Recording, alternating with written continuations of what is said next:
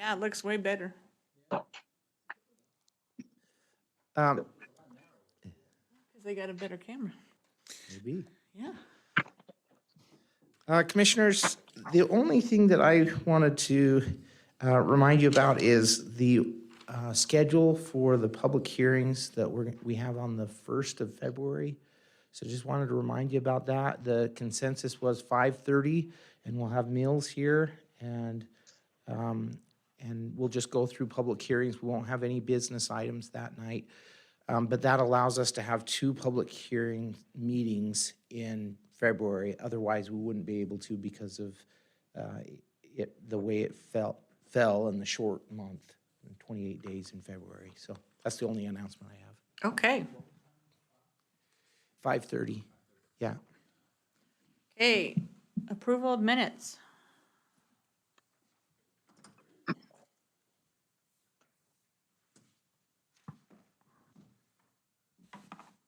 I'll make a motion. We approve the minutes. Second. It's been moved and seconded to approve the minutes. All those in favor? Aye. Any opposed? Okay. Report on council actions. Hey, there's- Madam Chair, Hello, Randy. how are you tonight? Good. Is Drew in tonight, sitting in? He is. Yeah. All right. Welcome to the real world. I'll just have a pretty brief report on our January 3rd City Council meeting. One of the items that was a request for reconsideration for a subdivision over off of Locust Lane, 90 acres. They came in, there was concern about the lava rock underneath the soil, the potential for ground vibration, concern by adjoining neighbors as far as of that subdivision going in. There's more information that will be provided to us, so that'll be coming forward in a future council meeting. There were 3 public hearing items. One was just a variance request for a fence height, which was approved. The subdivision or the 18-unit housing development on the corner of southeast corner of Davis and Midland Boulevard was approved. And the only other item was a annexation and zoning request. This was a project that was approved by the Planning and Zoning Commission, but it had some inherent issues with it. We had quite a bit of public testimony that came forward. This is the property that was north of Moss Lane. It was a unique parcel that was split in half. It's about 19 acres, 19 to 20 acres split in half. And then there was a portion of this development that was in the city of Caldwell. City of Caldwell approved the annexation and zoning to provide water and sewer services for that portion of the development. So they were seeking to split the other half, come into the city of Nampa. But there were some inherent issues that we requested that they go back and reconsider their approach, talk to the neighbors, and try to get better buy-in. So with that, that's really all I had to share with you tonight, other than welcome to the commission, Mr. Morgan, and you guys have a great evening. Thank you, Randy. Okay. All right. Looks like everybody's here who's going to be here. So let's start with business item number 1. Christy.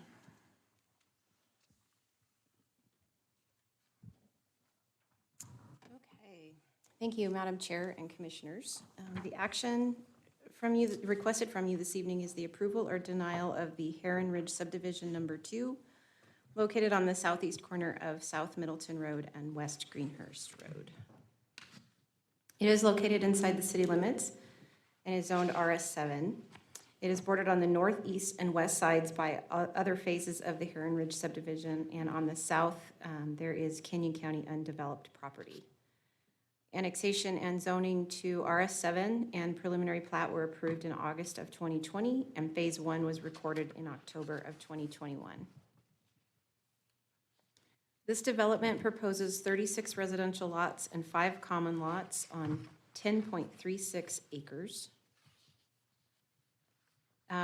It has been found to be within the city limits and zoned RS7. It conforms to the approved preliminary plat for the Heron Ridge subdivision, and it conforms to the applicable subdivisions and zoning standards.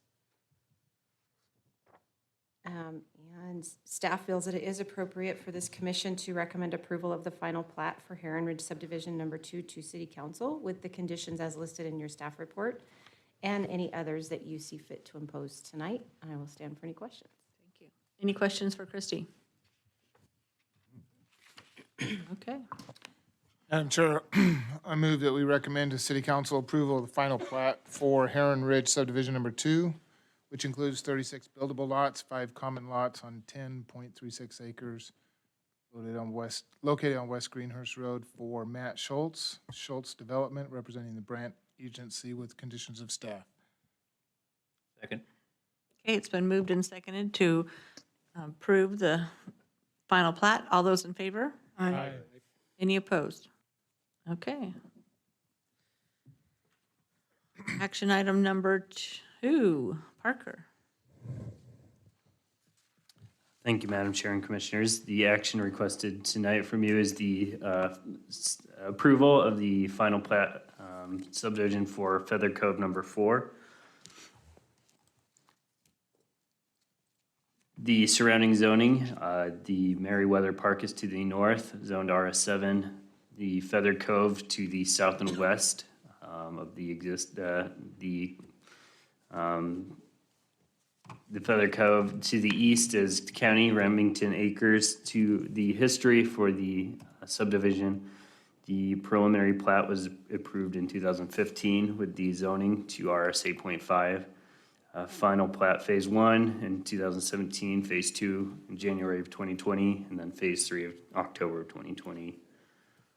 The plat proposes 51 lots, 46 of which are buildable, and 5 common lots on 16.31 acres. The subdivision is within city limits, zoned RS 8.5. It conforms to the preliminary plat for Feather Cove subdivision, and it conforms to the applicable subdivision and zoning standards. Should you feel to approve the final plat, the staff recommended conditions are those listed in the staff report, as well as any that you would wish to add. Staff would recommend approval of the final plat. A potential motion is there for you, and I will stand for any questions. Any questions for Parker?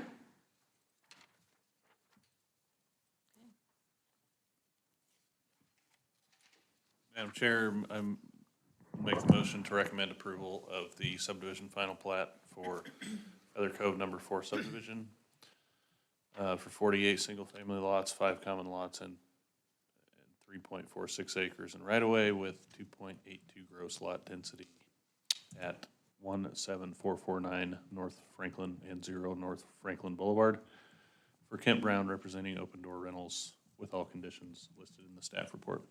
Okay, it's been moved and seconded to approve the final plat. All those in favor? Aye. Any opposed? Okay. All right, action item number 3 is Doug. Madam Chair, Commissioners, I'm in the back seat here. So I am trying to bring up share my screen here, so. While we're doing that, the action before you this evening, this was a continuation of annexation and zoning to an RS 8.5 for the Terrace Falls subdivision for Cleve and Mervell Cushing Trust, representing the Cushing family. And there was a question about the Right to Farm Act in terms of the activities of the Hendrickson family in regards to the property. If I can, Parker's going to help me out here.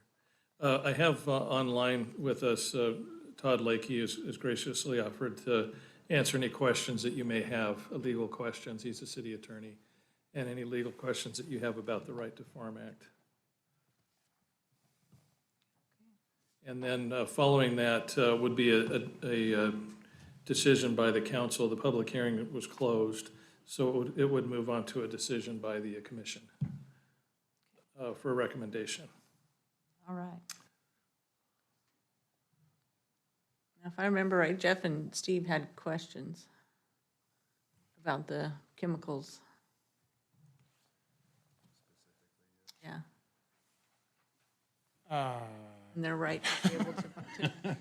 Specific to the, Chemicals affected your brain, you don't. yeah, the specific chemicals, I don't remember asking about. I don't think it was just generally the chemicals that were being used, if they posed a nuisance to Neighbors. the neighbors that would be going in there, Right. if they would have, I think that was the question that we were asking ourselves, Yeah. is would They'd they be able to have stop the farm recourse against the operation farm? because of, Yeah. Yeah. And, you know, reading through what Mr. Lakey has provided for us, I think that they have every right to continue farming as, They see fit. no matter who moves into them, I guess. And if there is any legal issues, it's between the homeowner and or the developer and the farmer. It has nothing really to do with us at all. I think doing our due diligence, that's why we reached out to legal, just for some. Because I think that would be the scare, is that this person that's been here farming this property, you know, we don't want to endanger them being able to continue or put them at risk for litigation because they're doing what they've been doing for so long, just because the developer wants to come in and put the property in. That's what I would worry about. Because he was there first, he's farming, he's doing what he can to make a living. This guy comes in, wants to put in houses. We don't want to open him up for that litigation. Yeah, and if he's doing everything legally, then there shouldn't be. Yeah. And that's why I had the question about specific, you know, as far as his chemicals, is there stuff in the safety manual that says, hey, you know, you don't want to keep this away from people so many 100 feet or whatever, just, and I guess I don't know that, and that's, The farmer said there was. yeah. It specifically said that on the label of those chemicals. But Yep. But I think as far as the city is concerned, if a developer were to go in there, they build the homes, homeowners come in, the farmer's there using the chemicals and farming the way he has for years. If a homeowner were to bring a suit against the city for allowing that development to move forward, is that something that might be potential, or is that, I just don't think that that's a scenario that would play out. I mean, they could certainly bring a lawsuit, whether or not it'd be successful is looking into someone's 8-ball. But then you also have the issue where in recent times, within the last couple of years, you'll see these lawsuits like against different chemical companies like Roundup, where they've found that Roundup causes cancer, and then people have been suing, but they sue Roundup, they don't sue the farmer. Right, but my question would go, what liability does the city of Nampa have if this were to be approved? I would think none. Yeah, and that's probably a question for Mr. Lakey. I'm looking at you guys over there, I know, I'm drawn to you guys, that's why I look over there. So Todd Lakey, that was a question, would the city in the future have any potential liability for a homeowner that would bring action against us saying yes to this development? I can't see that as happening, but. No, I don't see that either. You know, the decisions that you make are based on your ordinance criteria, and that's what you evaluate. It's also within your discretion to determine the compliance with those criteria, which is protected in the Claims Act. And I think you all also described pretty well what the legislature has enacted as far as the right to farm protections. You know, if they're engaging in lawful agricultural activities, which is defined really broadly, they're not subject to that kind of nuisance action. And it's not just lawful, it also covers recognized agricultural practices. So approving a land use decision is a discretionary act and doesn't subject the city to really any liability. Thank you. Thank you. So I think I'm with Matt here. The bigger concern is balancing the right to develop with the right to continue to farm. So is there regulations in the chemicals that he's using, he's not allowed to use within so many feet or yards of a development?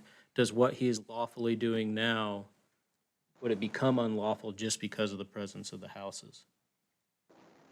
Would it violate the regulations, whatever the regulations are for those chemicals? Do we know that? Can we know that? Doesn't matter. I guess no, just simply because there's a guy that's living there in the facility or area of his field right now. And he said he's got planes that come in and fly and spray the chemicals. So if there's one house there, or even if it's the farmer's house, it's, And the way I read Mr. Lakey's way I interpret it was, if he's been there for at least a year or something, and I think he's been there at least a year, and he's doing everything within the required regulations, and he's good to go. But nonetheless, if there was anything that were to come up, the city has no liability. It's between the homeowner, it's a private matter between the homeowner and the farmer, and they would have to litigate if that's what it come to. Unfortunately, that would be their recourse against the farmer. We never hope that it gets to that point, but in the interest of the city, we're good.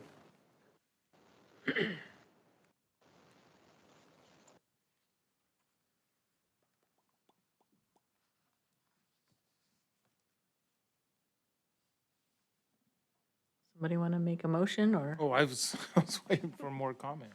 No, I just think that acting in, as it regards the city and making sure that the city's protected is one thing, but I also think that we're also here to look out for the public as well, right? I mean, we're here in the interest of the public as well. And so, the farmer, we have to consider, him as well and in trying to protect him and his livelihood. And I'd hate to, say, yeah, you can continue farming, but then he gets saddled with nuisance lawsuits right and left because he's putting down his chemicals just like he always has, That would not be in his interest for sure, so.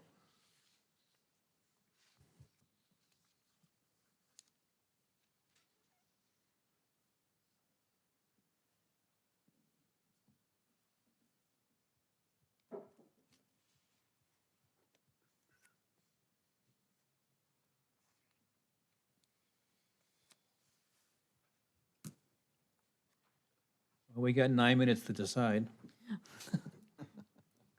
We have as much time as we need to decide. We can go over 7.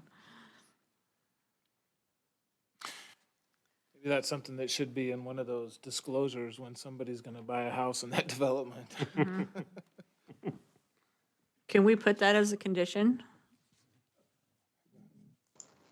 That as they sell, that it's disclosed that that farmer uses chemicals and they are aware of it? Yes, yes, we can. Yeah. Madam Chair, Todd here, some of the things I've seen in the past, for example, in other projects have been including right to farm language on a plat or requiring that to be included in any CC&Rs. Those are other ways to address it in addition to, whatever else you may like to do. Okay. Daniel, what were you saying? Or Ron? Madam Chair, that's already a requirement to put on the plat. Okay. How many people look at their plat, though? That's their fault. Well, they will when they start thinking about lawsuits. I just think requiring like disclosures and things like that, it's just getting into the minutia that I don't think the city really should get into. I think putting that language and requiring that on the plats is doing the due diligence that they think the city needs to do. But It's in a title report as well, right? should be when they do a title search and.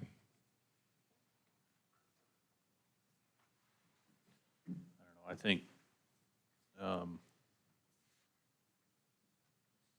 it's out their way. It's annexation.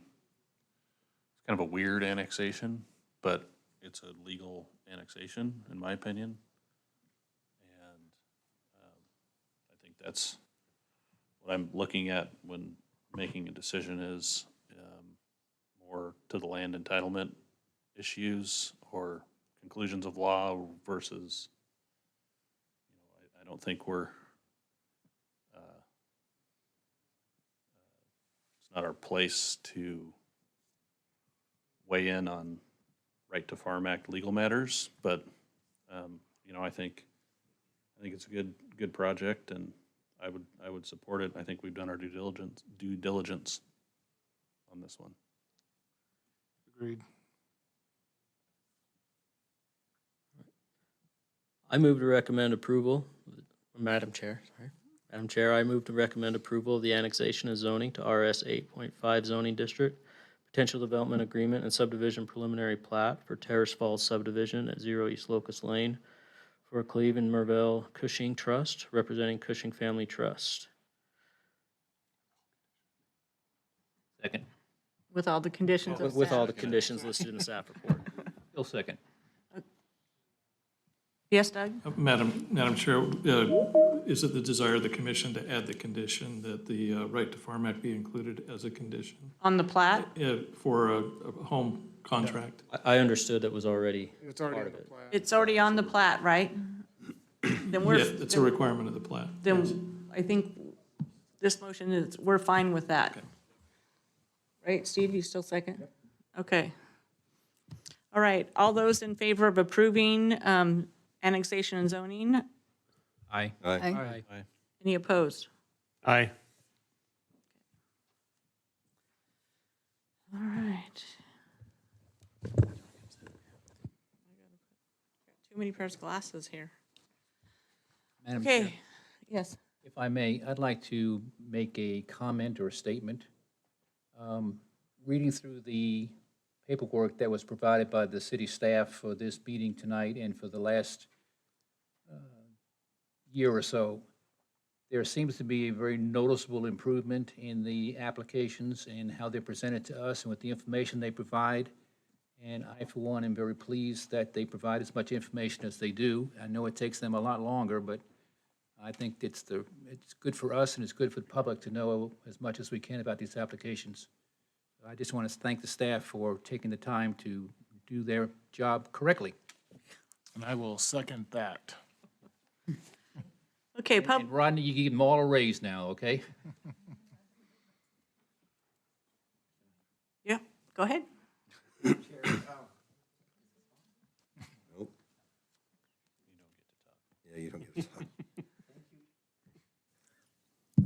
There we go. Madam Chair and Commissioners, thank you for that. I think you're going to find when I present tonight, I'm going to point out some mistakes I made in my staff report. But we do the best we can. I didn't say you guys are perfect. I did want to just point out something. Councilman Haverfield spoke about the last city council meeting, but because we didn't hold two meetings in December, you missed two updates for city council meetings. So if you'd like to hear, I'll give you an update on Please. the first one on the 20th of December. So there was an annexation and zoning to RS 22 to just connect to utilities. That was approved. Zoning map amendment from IP to RS 6 on Franklin Boulevard. That one was approved as well. And the preliminary plat for Salazar Point was continued to January 18th. And then the last one was the fee schedule that we presented for your consideration. Your recommendation was to round everything up to $5. The council decided not to go with that, but they did direct the city staff to do another analysis. And I'll give you a little bit of history here. In the past, we've never had, or at least not that I'm aware of, we haven't had direction to staff to bring the cost of our fees up to the actual cost of providing the service. It's always been a kind of a challenge to get the free fee raised. And so I went into this thinking that that was going to be the case, and it actually was the opposite. The council wanted us to look at the fees and determine what the actual costs are. So I'm going back to the drawing board. They did approve the fees as we presented, with the exception of that $5. But they asked us to look at what the actual cost is. It's a complex situation. There's a lot of what we do in our office is just free. We do a lot of consultation with developers and homeowners, and so it's we don't get a payment for that from people who apply. We only get it for the application they submit. And so it becomes challenging to fund our entire department with fees. And I don't know that that's the appropriate way to go either. And so I'm working with our consultant to come up with some recommendations on how to address this. In some ways, we kind of balance out our fee structure with a building permit that covers some of our costs. So, and that's later on down the road. So it is complex, and I will be back to you with some more information about that in the future, but that, just wanted to pass that on to you. Thank you. Yep. Okay, we got 3 minutes to 7. So when public hearing opens, we're going to hear from the applicant. It's going to tell us what they want to do. Then we'll hear from staff, and then we will open up the public hearing to the audience. There's sign-up sheets in the back if you want to sign up to speak or just want to be on the record for, against, or undecided. And when the public gets to testify, you have 3 minutes to tell us what you want to tell us. And then once you guys are all done, we'll close public hearing, we'll deliberate and vote, and it will go on to city council or, whatever the next step is.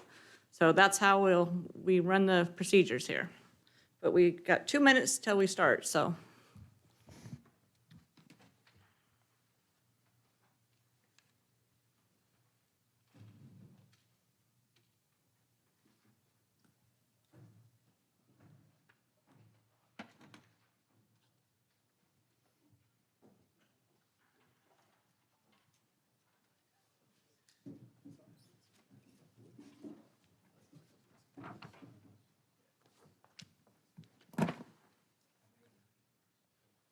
Scaring them off already.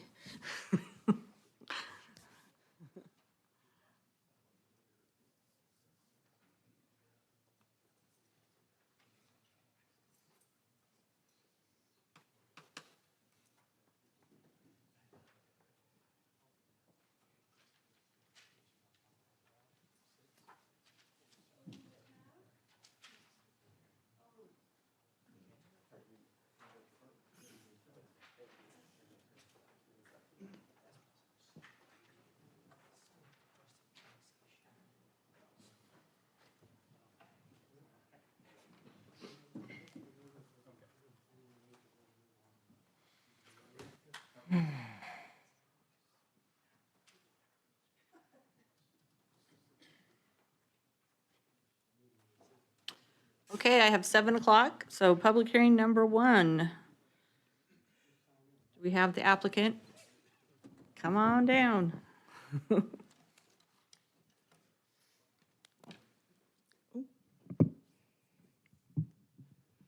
Hi there, Commissioners. My name is Jane Suggs, Gem State Planning, 9839 Cable Car Street in Boise. And I'm representing Middlebury North Subdivision and Trilogy Development. And let me just start off by telling you the good things, like we agree with all the conditions of approval in the staff report.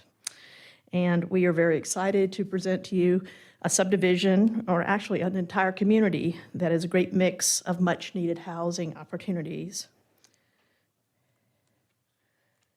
Oh, I went too far. If Middlebury sounds familiar, you might recall that we heard and you approved Middlebury subdivision and that's the Middlebury subdivision. You did that last February. It went on to city council, and they also approved it. It was a rezone and a subdivision with a development agreement. And they added something to it that you didn't see before. They wanted more open space. So they added this park that you can see in the northern portion. You see a little blue dot, and that's the swimming pool. And the clubhouse that we added is a 3.5+ acre park that was added by the city council.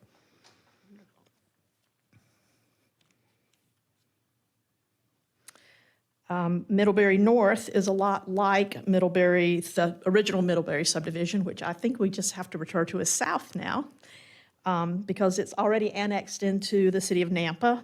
The pink shows the city limits of Nampa, and the blue is the city limits of Caldwell, so we're right on the border.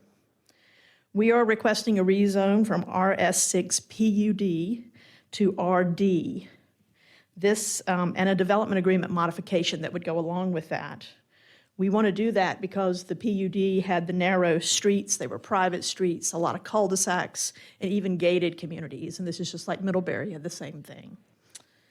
We are requesting the RD zone because if you look at this map, which is out of your comp plan, we are very near Highway 55, which is Karcher Road, and you can see up there in the corner, there's a Jackson's Food Store up there, so you remember where this is kind of located by those landmarks.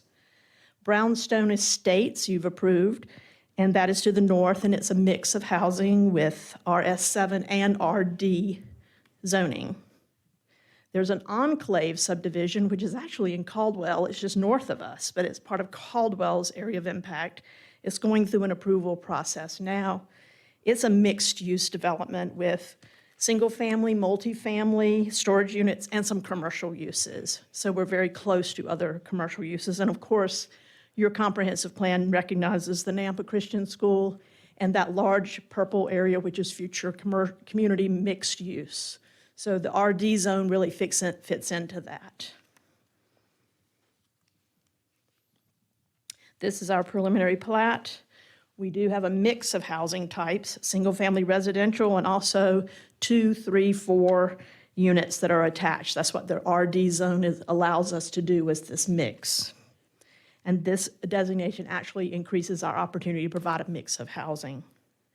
And this rezone is also in harmony with the comprehensive plan and is very compatible, as I showed before, with existing and proposed uses. Here is our landscape plan. You'll notice all the green. We are continuing the quality that we started with the Middlebury subdivision. Detached sidewalks throughout the subdivision with planting strips that creates the nice tree-lined streets. Plenty of high-quality open space with some amenities, connectivity to other neighbors, and to Lakeview Elementary School. Middlebury North meets the requirements of the subdivision code. We will have 121 acres, 221 single-family homes that are 7,000 square feet or greater, and the lots, 45 duplex lots and 39 fourplex lots. That's a total of 467 dwelling units, but our density with that size of an acreage is 3.86, which is right where we should be with our comprehensive plan and the designation for the RD zone. Here's a picture of our Middlebury North with the park that actually is going to be shared with all the neighbors from Middlebury South and Middlebury North. Again, the 3.5 acre park with the clubhouse, playground, picnic area, and of course available to all the single family homes. Let me show you what we have too. Here is kind of a snapshot of some of our amenity areas and open space. The first one on the left is the open space. You can see the line that kind of goes to the middle from east to west. That's the difference. We added land in our Middlebury North to make that park even bigger. We also have, let's see, an additional picnic shelter and playground in the northwest corner of the property. We have an additional clubhouse and pool for the multifamily section that's up in the northeast corner of the property, and a very large open space that's sort of surrounded by the fourplexes. So that's a large open space that will have a shelter and a playground as well. So a highly amenitized community. Again, of course, we are going to construct the regional pathways along the upper embankment, which is on the left side of the property or the west side of the property. Along the Wilson Drain, which goes right through the middle, we'll have a pathway along that. And also a pathway that's a regional pathway along Midway Road. And just in Middlebury North, these regional pathways add up to over a mile of path. So a mile of regional pathways. Plus, we have about 7/10 of a mile of just internal pathways. And on top of that, the detached sidewalks on both sides of all the streets. So very walkable community. And as you know already, those pathways are really one of the best amenities in any subdivision. Of course, all the utilities services can be made available to the site, including some that the developer is actually extending as part of the master plan. We're extending a 12-inch water and line and pressure irrigation in Midway and Orchard. We're building a regional irrigation pump station, extending the Midway sewer trunk line that will come through the property. And our traffic impact study shows significant transportation improvements that we will either build or assist in paying for through extraordinary impact fees. Let's take a look at some of the homes. Just going to run through some of these. Some 3-car garages, some 2-story, some 1-story, some 2-car garages. There is a sample of our fourplexes. On the back side of that, I don't know if I have a picture of the back side. Oh, yeah, I do. It shows the decks and the patios. Our townhome lots, we just have this kind of rendering or this kind of drawing right now, but we're working on continuing design our townhomes, 4 units together. Here is a duplex.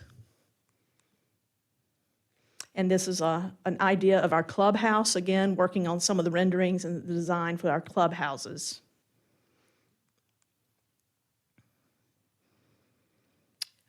I think that's all I'm going to talk about right now because I think that we've been before you before with the same type of subdivision. This one is even more highly amenitized. This is the right place for that.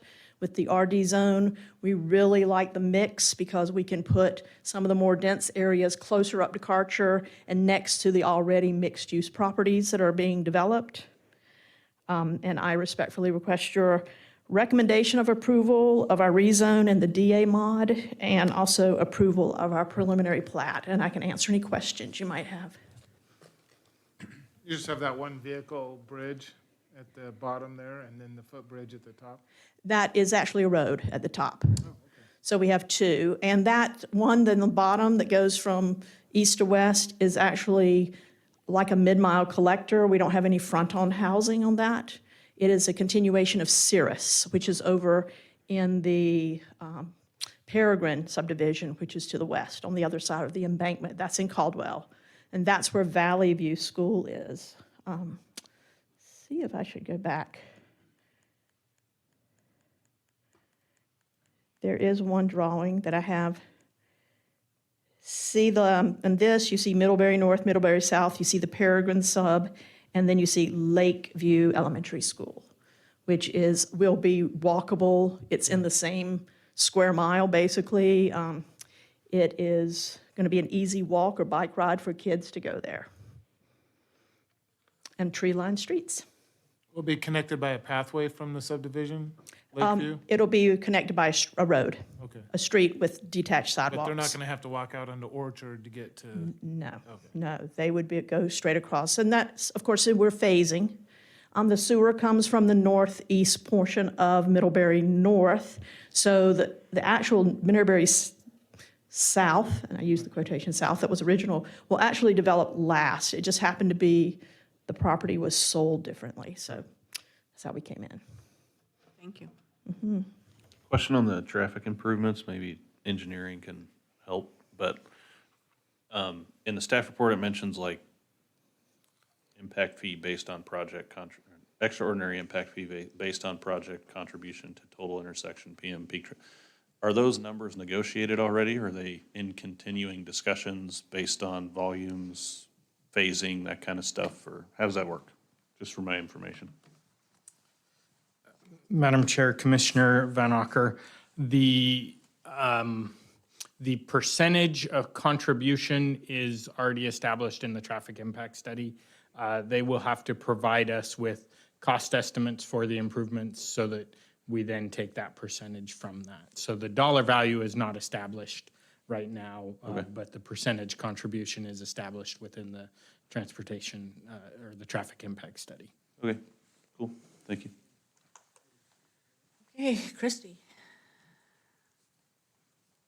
Okay, thank you, Madam Chair and Commissioners. The action requested from you this evening is a recommendation of approval or denial of the zoning map amendment from RS6 PUD to RD, a development agreement modification, and the preliminary plat for Middlebury North subdivision, all located on this property at Midway and Orchard. The property is currently inside the city limits and is zoned RS6 PUD. They are requesting RD, which is two-family residential. Excuse me. On the north, there is it's Canyon County right now. It is currently going through the process in Caldwell. You'll note that there is a stub street at the north of this property that will connect into that project. They are working together, so that is good to hear. And the density on the boundary, they have tried to coordinate that as well so that the properties are compatible with each other. To the south, there is the other portion of the Middlebury sub, which is RS6. To the east is RS6 PUD and is Nampa Christian High School. And to the west is a Caldwell single-family subdivision, already well-developed. This development is located approximately 2.3 miles from Fire Station Number 4 with an approximate response time of 5 minutes. The city's water, sewer, and pressure irrigation systems have adequate capacity to serve this property, and they will be required to construct utilities to and through the property at the time of development.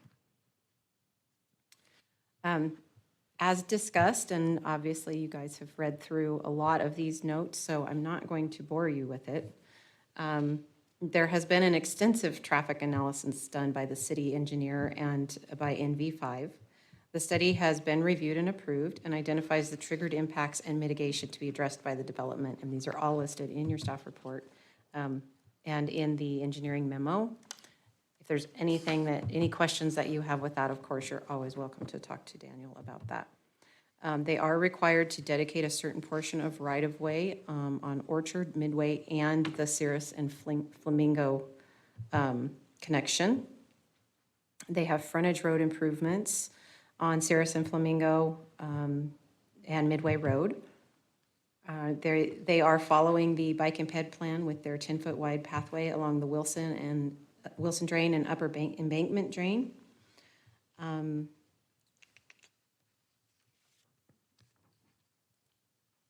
rest of it is listed out in that engineering memo again. So as usual, we've listed out the applicable regulations for the rezone and the items that you need to use when you are making your findings. Shall be in harmony with the city's currently adopted comprehensive plan. Would provide for a proposed use or set of uses that would be reasonably compatible with existing or adjoining properties. And it establishes an area of zoning the same as or compatible with the immediately adjoining districts. Would not create a spot zone as it matches our comp plan, and it would be in the interest of the public. The other applicable regulations that we used to review this was 1010, the RD zoning chapter, 1027, the subdivision chapter, and 1027 for preliminary plat content. The correspondence that we received was from the building department, from Pioneer Irrigation, the Parks Department, the City Forester, the GIS Department for street naming, Valley View School District, the Nampa Fire Department, and the Engineering Division. So while a development agreement is ultimately a contractual agreement between the city and the developer, it is entirely up to you, the conditions that you would like to place in this. If you want to change anything that is in your staff report, attached is a copy of the ordinance that is to be changed. They are only replacing the portion that describes the northern 121.09 acres. In the applicant's narrative, as she described in her presentation, that they are changing this to be able to better accommodate the RD zoning and the mix of housing. And she did include a draft development agreement in this packet, which actually matches the one that was approved by City Council for the southern portion. So the property has been zoned RS6 PUD for quite a number of years, and the applicant is now requesting RD to better accommodate the layout. It is in a medium-density residential zone according to the comp plan, and the density is right in the middle of where we want those densities to be for that designation. So because this is being proposed in the RD zoning, they have a requirement for standard building lots to meet or exceed 5,000 square feet in area for single-family and duplex structures, and 10,000 square feet for fourplexes. The smallest lot they're proposing is 6,000 square feet for single-family, 9,200 square feet for duplexes, and 14,012 square feet for fourplexes, and 14,070 square feet for the townhouses. So that base lot will then be split into the 4 units for separate ownership. All of the lots demonstrate the required lot width. The landscape plan was submitted, and the forester did request some revisions to that. The revisions have been received, and those issues have been resolved. She indicated that 33 acres of open space was proposed. There would be gathering space, pathways, clubhouse, swimming pool, picnic shelter, playground, and parking. Compass has reported that there is a need for more employment opportunities in this area, which I believe are coming along Karcher Road. Farmland is being consumed, but there is 1,122 acres of farmland within a mile of this project. The nearest bus stop is 2 miles away, the nearest public park is 2.49 miles away, and the nearest grocery store is 2 miles away. It is in the Valley View School District, so they will be attending Valley View High School, which is 3.5 miles away, and Summit View Middle School, which is a new middle school that is being built up along Highway 2026, so that's more than 4 miles away. And then Lakeview Elementary, which is actually 1,300 feet away from the boundary of this property. So should the commission choose to approve this request, staff recommends approval with the conditions as listed in your staff report. And this is your potential motion. I will stand for any questions. Madam Chair? Christie, you just mentioned a couple of things that I've highlighted because I have questions or concerns. You mentioned about the amenities, and you mentioned parking as an amenity. When is parking an amenity rather than a requirement? Commissioner Kehoe, all of the residential units will be required to have parking for their use, but they're also providing parking for like the community, the clubhouse and the pool and the amenity areas themselves. Those are above and beyond what's required, so they claim it as an amenity. Okay, that's Yes. fine. I have several. The school mentioned that they did not have room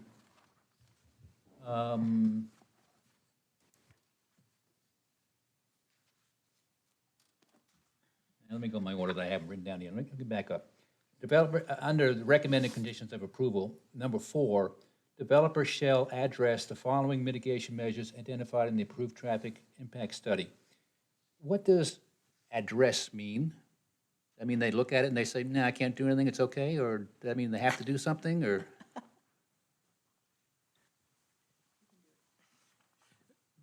Madam Chair, Commissioner Kehoe, the mitigations identified in the traffic study that are not strictly background related, they have to construct, or in some cases, in this instance, they will pay an extraordinary impact fee towards future construction of that improvement. Okay, Thank you. thank you very much. Christie, also, I found the one, it's from the school, Valley View School District. It says, we do have concerns about capacity at Lakeview Elementary School at this time. What do they do if they don't have room for the kids? They just say, sorry, you have to home study, or you go to some other school, or? Commissioner What Kehoe, happens? this is an interesting topic of conversation. It's really not within our control. No? To provide funding, I guess, for the schools. And so it is up to them to determine, you know, when they're going to build the schools, where they're going to build the schools, and then pass bonds to be able to fund those new schools. And they are building that new middle school. It's a They're long looking- way away. Yeah, it is. They're looking for a property to build another high school, because the two they have are at capacity. This is a subject for our state legislature to consider as far as getting But funding to our, the our schools. taxes pay for those schools. Well, with the bond, they do, yes. Yeah. So they have carte blanche really to put school where they want to. More or Well, less. More or yes, less. yes and They no. like to get the land donated, but it doesn't always happen that way. That's correct. Okay. But they do look for land that is affordable. They don't just buy, Willy-nilly, yeah. yeah. My last question, under the forestry plan, it says that one of the trees, an ash tree, is not acceptable. It has been acceptable with the arborists in 3 or 4 years now. Why don't they change their requirement and not say ash anymore? Why do they keep on putting ash in there and people say yes, then they say no? That's a good question. I think just to make an assumption, the landscape designers are probably working off of a template. Yeah, but it's that- probably that 5 or 10 identifies- years old by now. I would imagine. And so we continue to ask them to correct it, and they correct it, and It would save you guys work if they would just do it the forestry level and issue the right ones. I don't disagree with you. Okay. That's all I had. Thank you very much for your help. Yes. Okay, that's open public hearing. I have 2 people signed up. We have Jane, you're on here as 4, which is a good thing. And then Bob did not print, so I cannot read his last name. And he said he doesn't want to speak, so, but he is neutral. Okay, anybody else present that would like to speak for, against, or undecided on this? Okay, come on up and give us your name and address for the record, and we'll see what we can. Ryan Thompson, 2069 North Wingate Meridian. My kids go to Nampa Christian, and I'm just concerned about the speed of the traffic on Midway. And I just wanted to double check the conditions of approval. Let's see, Midway. That they are going to put in a stop sign with the first phase there. That would be my one question. And the next one is, at completion of build out, they are going to construct a single lane roundabout. I just want to make sure that I'm reading that correctly. Am I reading that correctly? Okay. I just wanted that to be on the record. Okay, thank you. Anybody else? Okay, Jane, anything you want to come back and straighten us out? No straightening, but I did want to let you know, because we do a lot of work behind the scenes when these things happen, and so if I can find my little piece of paper.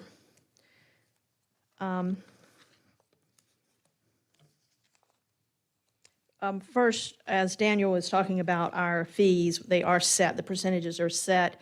However, I did talk to Caleb recently. This new development enclave does show a connection coming down to our property. So we do know, because we're talking about something that could be a 10-plus year project, that we may end up doing another traffic study when other connections to arterials are available. So, you know, when we did not have a connection and could not actually analyze that going to the mid-mile of Karcher Road, we do know that at some point in the future, we might have to re-look at those things, because the world has changed, and in 10 years, it could change a whole lot. So those are things that we know that we can do. We've had a communication with Lisa Boyd and Joey Palmer over at Valley View. We did have a Zoom call with them several weeks ago, I guess, and they've been reaching out to developers to talk about their land uses and what they need for schools. We had a really good conversation with Joey last week because of the letter that was sent, and you're starting to get those letters. We did not get a similar letter when we did Middlebury, the south part. When we talked to Joey tonight, Valley View Board is meeting to talk about their bond that they are hoping to actually put on a referendum in March. So I can only encourage you to help these students. One of the things they're looking at is Valley View School, and they changed attendance boundaries if they can move some of those kids to another school, and they're looking at actually up by Valley View Middle School, I think is one of the middle schools. They've got some land up there for already purchased, I think, or donated, and they're looking for bonds to build an elementary school there. So that will relieve some of that. So you talked about needing to do something to help this particular school. It would be a shame to take these kids that are within a few hundred feet and move them to a different school. But when they build a school to the north and west a little bit, that will alleviate some of the growth and some of the people that are coming into Valley View. So, and then that's how schools work. I mean, I work in lots of jurisdictions, and Boise's the only school district right now that's reducing or doesn't have enough students in some of their buildings. So, so we're happy to work with them. We even started talking about ways in which the development community can help get the word out about the bond, so they can do the type of growing that they need to do to service the students in the city. And the other thing is, you're right about the landscaping. I will talk to our landscape architect who continues to put that in. I have an idea. She's doing it because other jurisdictions might not be as particular, so she's using the same template, her template for growth, for plantings. So I will make sure I pass that along. But those are just the things I wanted to address. And of course, with the gentleman who just spoke, that yes, when we get to the phase of having Flamingo/Cirrus go across Midway, we will be doing the necessary construction, whether it's four-way stops or a single-lane roundabout. That's when we get to that phase. So that's it. Any other questions for Jane? All right, thanks. I would entertain a motion to close public hearing. Moved. Okay, it's been moved and seconded to close public hearing. All those in favor? Aye. Any opposed? Okay, public hearing is closed. Mr. Badger, I have a question that you've probably answered 50 times before. So we'll make it 51. However many times you'd like. So these additional traffic studies on these bigger, when they're required, and I know they'll probably will kick into gear when as the phases are complete. Are they required traffic studies that we require in a? No, we require the traffic study at the beginning. Right. The traffic study that they have done has identified their project, broken down the thresholds at which improvements needed. So when they build the first phase of 100 homes, they don't need a signal at Midway and Midway and Flamingo. There's not enough traffic there to warrant that at that point. It details out that, at that first, it goes to a four-way stop. In the future, when they hit this threshold, it then needs to have the signal or roundabout there. The additional traffic study that Jane would be talking about is if with the subdivision to the north, if that changes what the traffic pattern may be, the developer could elect to update the traffic study to reflect that, and that may change what some of the mitigations are necessary. And so we would look at that submission time if they choose to do that. If not, this is the traffic study we go off of and what it would be.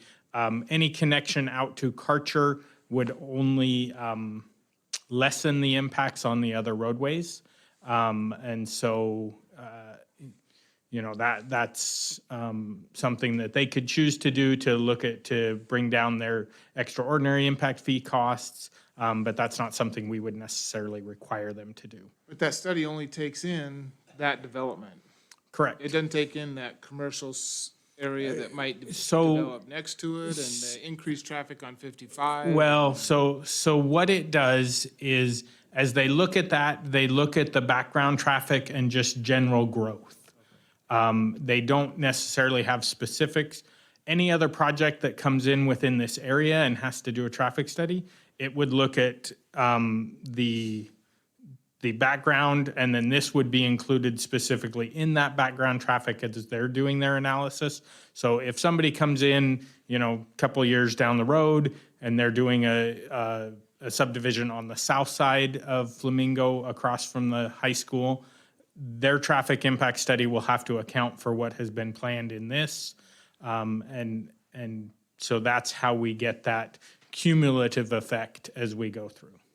Okay, makes sense. Thank you. So Daniel, so if they do elect to do another traffic study and propose that their impact fees might be reduced, what's the approval process for that? So traffic impact studies are reviewed by the engineering department. And we actually have a consultant that does most of that reviews on the technical side, just because we don't have that technical expertise in the city at this point. We may in the near future be getting that. But so that would come in, be submitted to the engineering department for review. We would look at that from a technical standpoint and make sure that it meets all of the policies for our traffic impact studies. And then that would be depending on if the percentages themselves are put into a development, the impact fee or the development agreement, at that point it may require a development agreement modification, which would come back before you. If the condition is general enough within the development agreement that they are to mitigate traffic per the traffic impact study, at that point it may be just a staff level look at that traffic study and making those adjustments. What is it in the development agreement now? Is it specific or general? The development agreement at this point, I'm not sure that's. All of the conditions of approval will be included in the development agreement. If there's any of them that you would like to alter or have them a little less specifically worded, we can certainly do that. So, yep.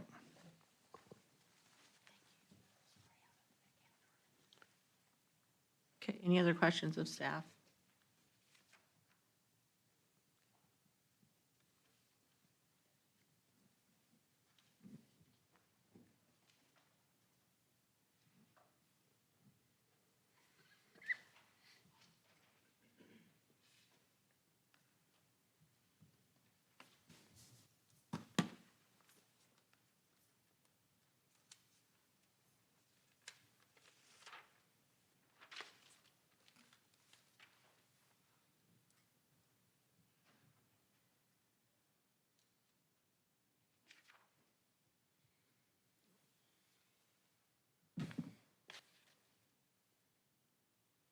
I think it's a nice subdivision, a good place, I think, putting it kind of out of immediate density. We're getting it pushed out a little bit, and it sounds like to me it's going to fund the upgrades to the road changes and signals and stuff as it goes. So I think it's good.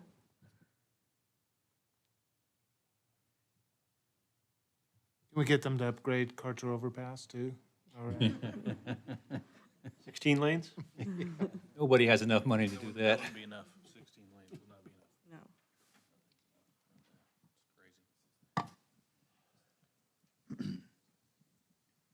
Yeah, I think also good project, good mix of housing types and units, and a good offering for the community.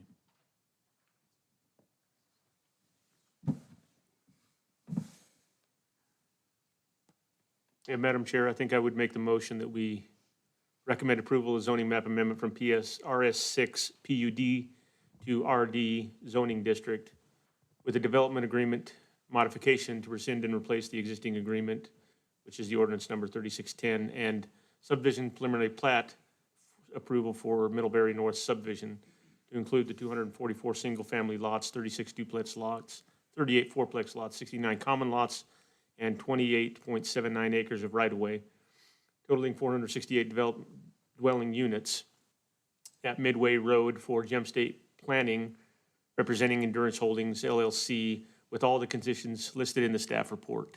I'll second that. Okay, it's been moved and seconded. Madam Chair? Yes. May I just ask, do you want me to remove the specific bullet points in condition 4?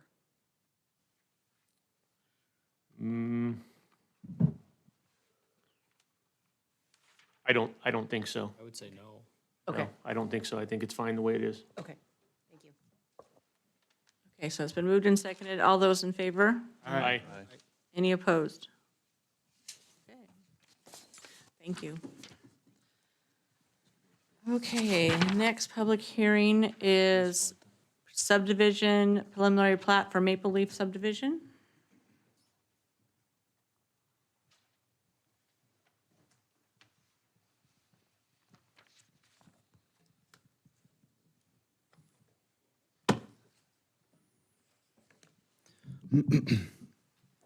My name's Andrew Newell. I'm with Wilmer Engineering. Madam Chair and Commissioners, on behalf of our client, we're excited to present to you our preliminary plat application for Maple Leaf subdivision. This project is located at Stam Lane, just south of the Nampa Gateway Retail Center. The current zoning is RP, and the comp plan is mixed use. We are not proposing to change any of that with this application. So here's our preliminary plat site plan. The total area of this project is 7.81 acres. The lot breakdown, we have 54 single-family lots. 30 of those are detached, while 24 are attached. 1 commercial lot and 3 common lots. The services that we have for the site, we have city services, PI, water, and sewer available to the site. Based off the topography of the site, there will be a private pressurized sewer system on site that will handle everything on site. The streets will be private. Our site amenities include an asphalt pathway, a gazebo, and a tot lot. And those are provided in the big common lot down there on the south end of the project. A traffic impact study was conducted and accepted by the city.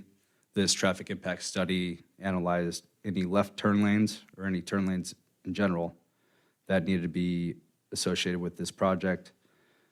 The study determined that none were required. So with that, overall, the preliminary plat provided with this application substantially complies with the design and approval conditions laid out in the development agreement, which has been recorded with the city and the county. We have reviewed the staff report with the client, and we are in agreement with its findings. With that, I will stand for any questions you may have. Do you have anybody showing any interest in the commercial lot yet? I don't know the answer to that, but What would we you like are. to see there? Let's put it that way. What's that? What would you like to see there? You want a gas station? You want a diner? You want, what are you guys looking for the commercial Yeah. lot? I'd have to get with our, probably an office space. Thank you. We may have questions after we do public testimony. Yeah. Thank you. Hey, Rodney, we're ready to see your mistakes now, since you said you had them. She didn't forget, did she?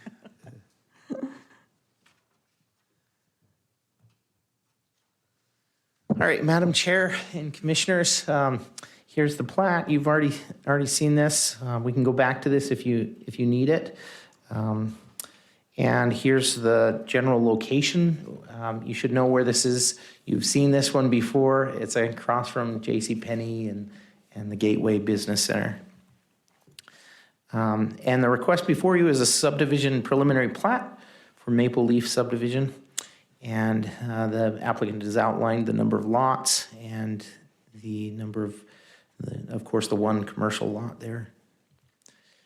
So let me give it a little bit of history. In June of 2020, there was a pre-application meeting with staff. In December of 2020, the Planning and Zoning Commission recommended approval of annexation and plat for this subdivision, but it included some townhomes and greater densities than the council wanted to see. So in January of 2021, they denied the preliminary plat because it didn't match a new concept that was presented that night at the city council meeting. The applicant did present a concept that they thought that would be acceptable to the council, and the concept was correct. I mean, it was acceptable to the council, but because that didn't go before you as a preliminary plat, it needed to go back through the process for the preliminary plat. So they approved the annexation and zoning, and they approved a development agreement that outlined that concept so that they would be required to meet that concept. And so now this preliminary plat essentially has to come back through and meet the concept of the development agreement. The comprehensive plan is community mixed use. The surrounding zoning is BC to the north. This is RP right now. And everything else around there is Canyon County residential. Utilities are available to the site in Stam Lane. And I kind of touched on this already. The development agreement essentially provides an entitlement for them to do the project that they presented before City Council, as long as they meet the conditions of preliminary plat and the other standards or regulations in the code. And so that's the role of the commission tonight, is to look at it and say, does this comply with other regulations? Are there any conditions that we need to place upon it? Napa City Code 10, Chapter 27 outlines the subdivision process, and this would only go before you for the preliminary plat for a final decision. RP zoning, that's outlined in the code, and the land uses are outlined there as well, but the ones that are being proposed are allowed uses.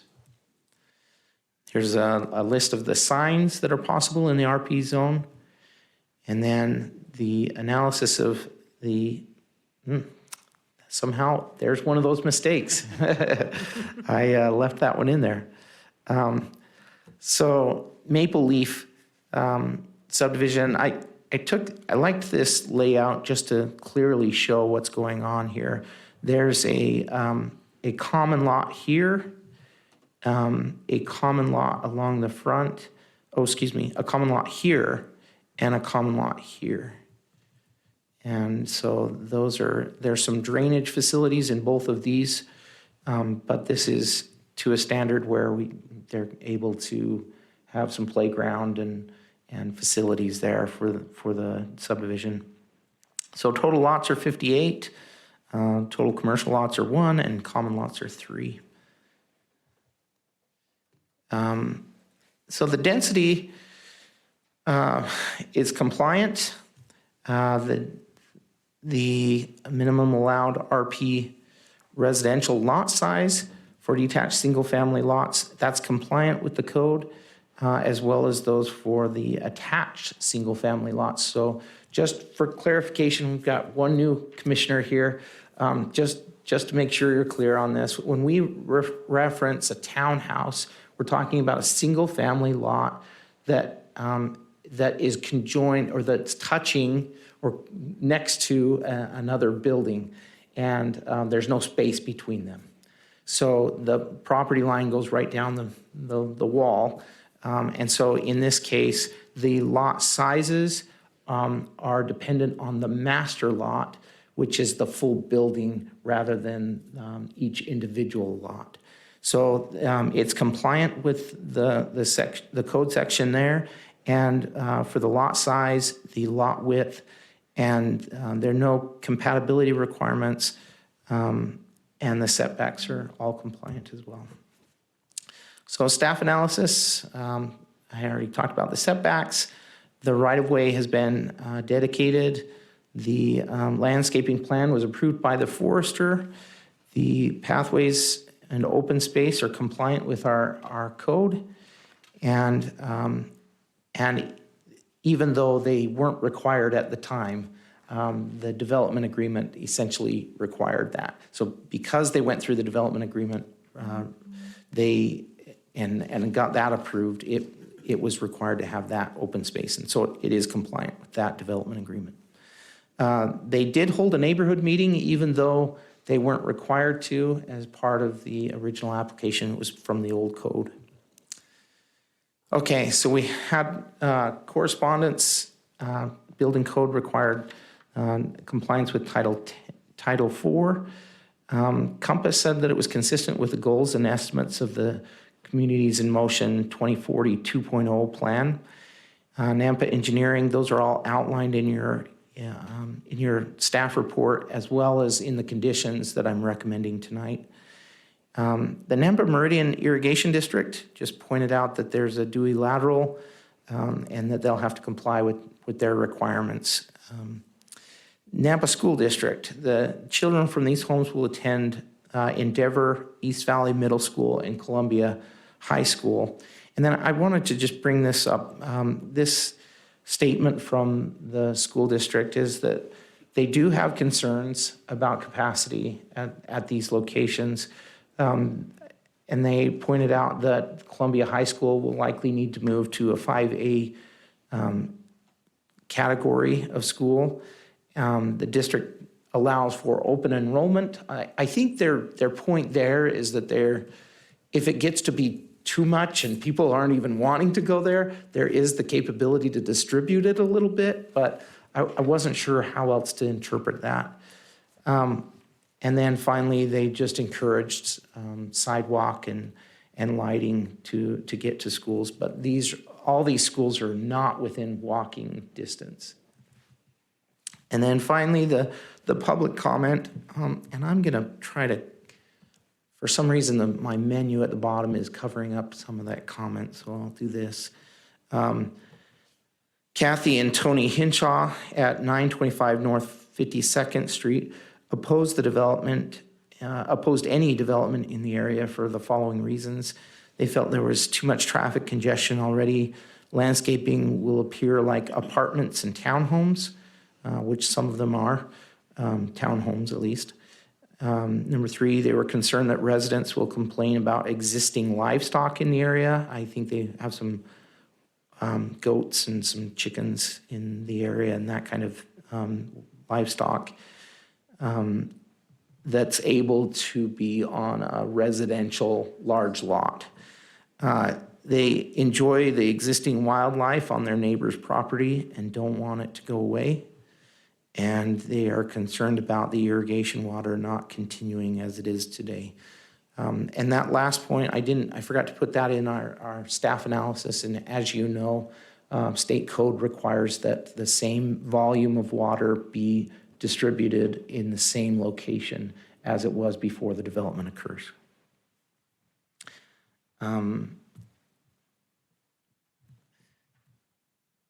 So these are the recommended conditions of approval, and this is another one of those mistakes I made. I didn't put the potential motion in your packet, so I made it really simple for your consideration on the screen today. I'd be happy to answer any questions. Rodney, I have a question for you from the police department. We got 2 separate sets of numbers from them. On May 5th of last year, they said there was 593 traffic stops. On not me, who's? No, it's somebody online. And then on November 24th, they had only 6. Yeah. So I noticed that too. Why didn't you correct it? Because they submit these comments at different times, and so that their analysis runs for a certain period of time.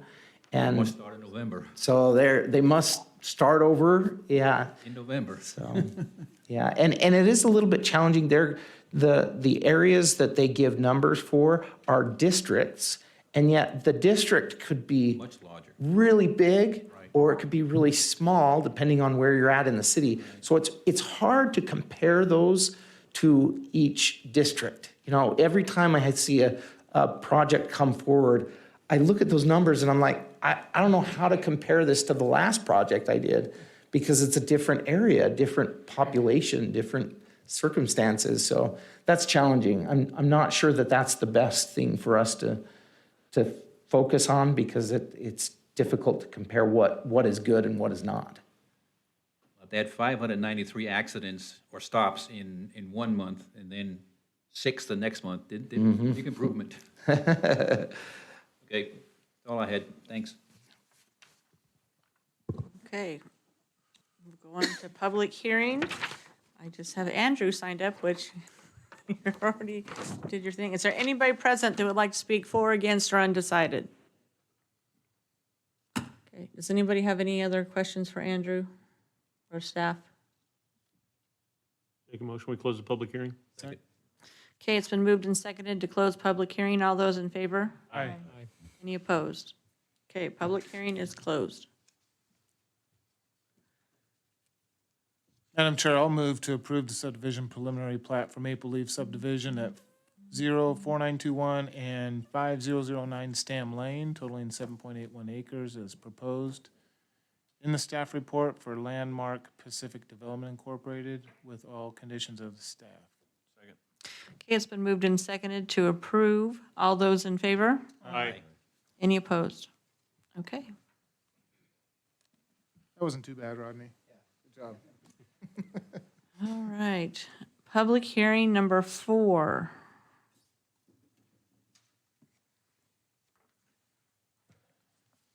Did we do 3? Oh, did I? Oh, I'm skipping ahead, man. No criticism there. Okay, public hearing number 3. Okay, public hearing number 3. Zoning map amendment to RP. Isn't that what we just? All right, do we have the applicant here? Ronald J. Pierce? Yes. Oh, online. Okay. Yeah. All right, we're ready. Okay, I would like to rezone and allow residential and neighborhood commercial use on my Midland. It's 3 North Midland. What I'd like to do is go through the whole house, get everything down, make it a 3-bedroom apartment above, and make it to professional offices below, and make it for we can enter in from Midland, exit on to Lone Star, taking down the fence and everything on that to make it safety reasons and stuff. All right. Any questions? No, Yeah, sorry. do you have a question? do. Okay. Looking at the aerial photograph, all that stuff in the back of the house, what's going to happen to that? Is it already gone? What stuff is that? It's all been, everything's been removed, cleaned up.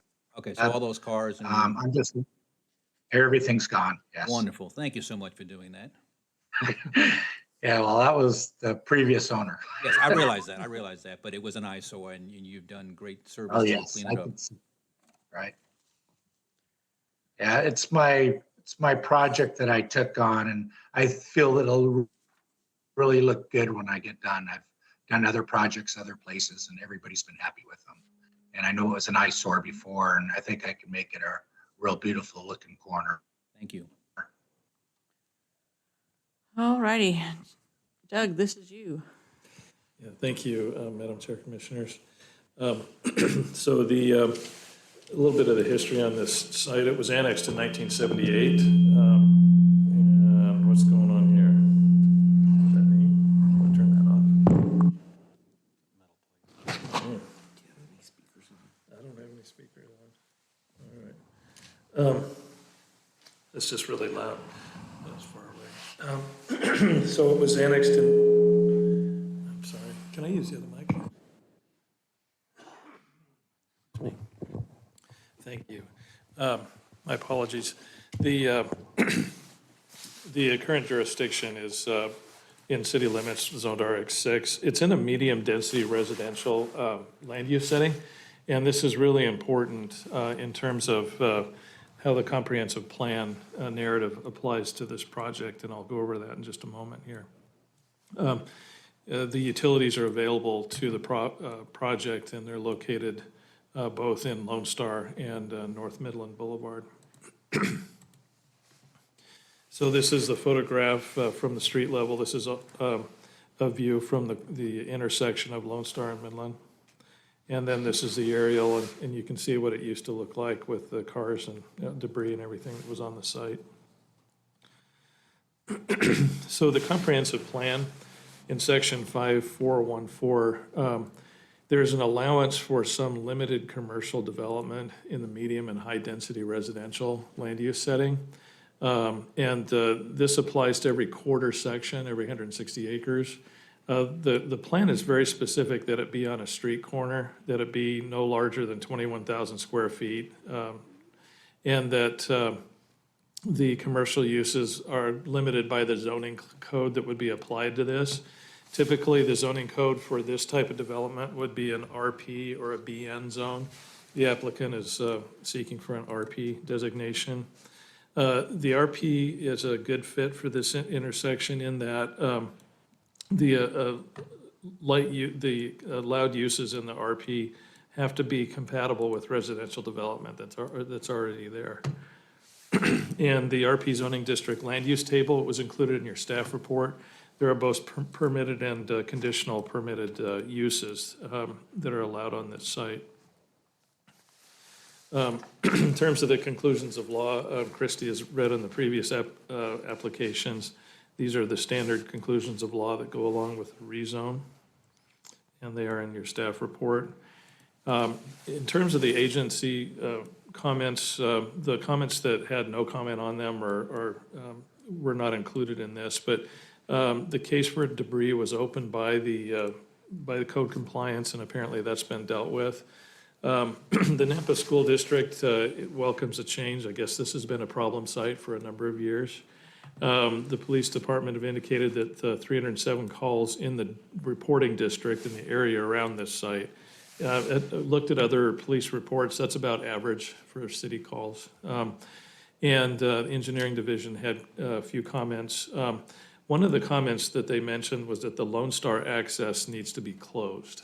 So that was in the comments by the engineering division. We did receive one comment from the public by Greg Richardson and Terry Buckmaster. No address was given in that comment, but they had questions about the ownership of the property, concerned about it being vacant and a failing fence line along the property. So with the new use and the changes coming, we believe most of those will be resolved. In terms of the staff analysis, the RP zone is consistent with the comprehensive plan, as I just mentioned. The lot size is 19,000 square feet. It will have a commercial component to it. And these are all permitted uses in the RP zoning district. If the commission would desire to further limit the land uses allowed on this site, you certainly could recommend a formulation of a development agreement with those conditions listed, if you felt the need to do so.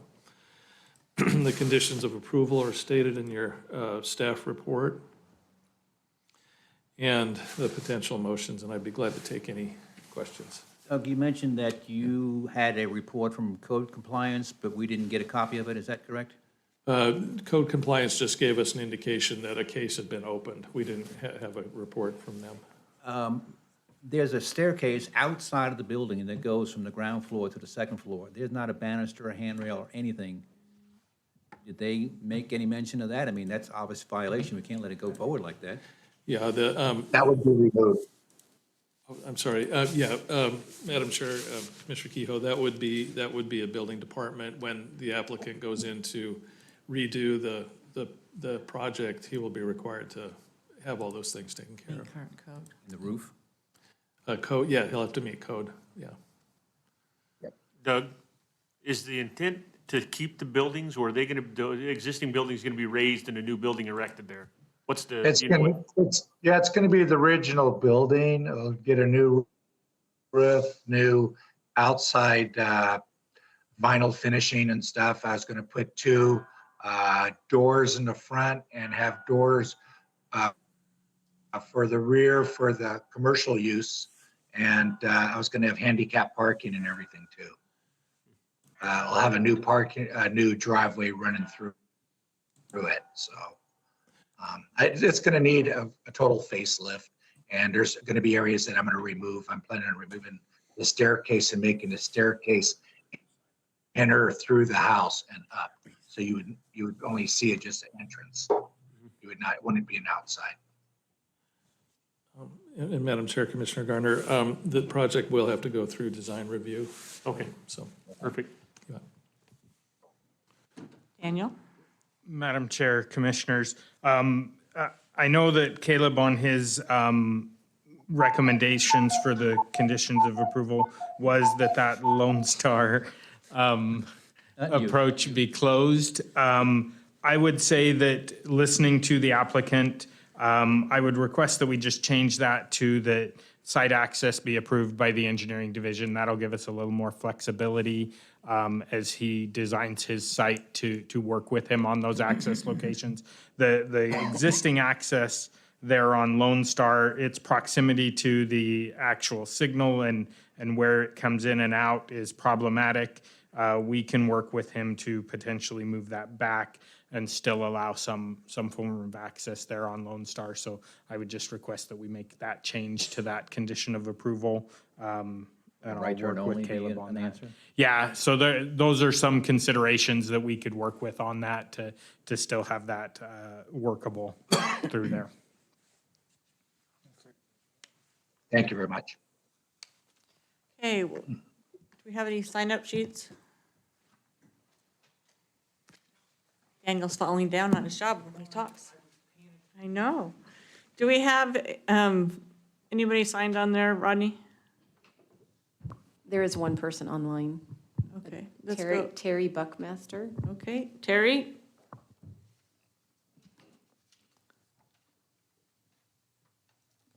Terry, if you want to give us your name and address for the record and testify. And you are muted, so you'll need to unmute yourself.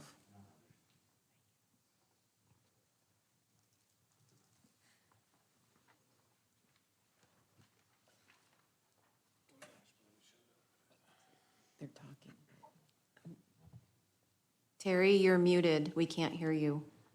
Is it star six? That's phone.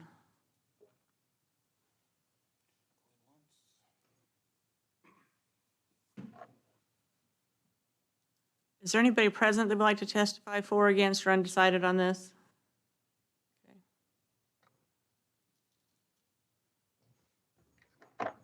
Madam Chair, it could be that she just accidentally hit the hand, raised her hand on there. She just said on the chat that she had a question. Oh, she has a question. Yeah. Somebody wrote on the chat.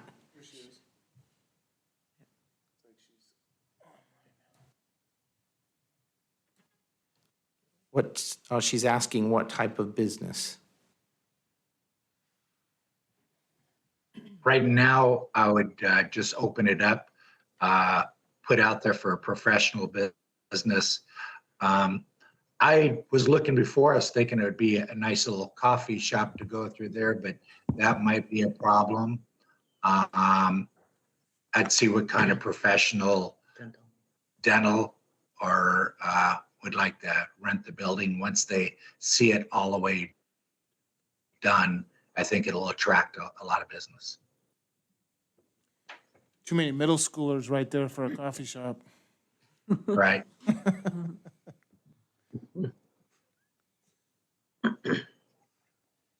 Madam Chair, I'm not sure we want to get it back in a back and forth on questions and answers, but Terry did say, considering traffic for rental and business. Okay, well, that's a Daniel question. Well, and he addressed it too. Yeah, I think he did. Yeah. Any other questions? Okay. Daniel, do you want to address the traffic stuff?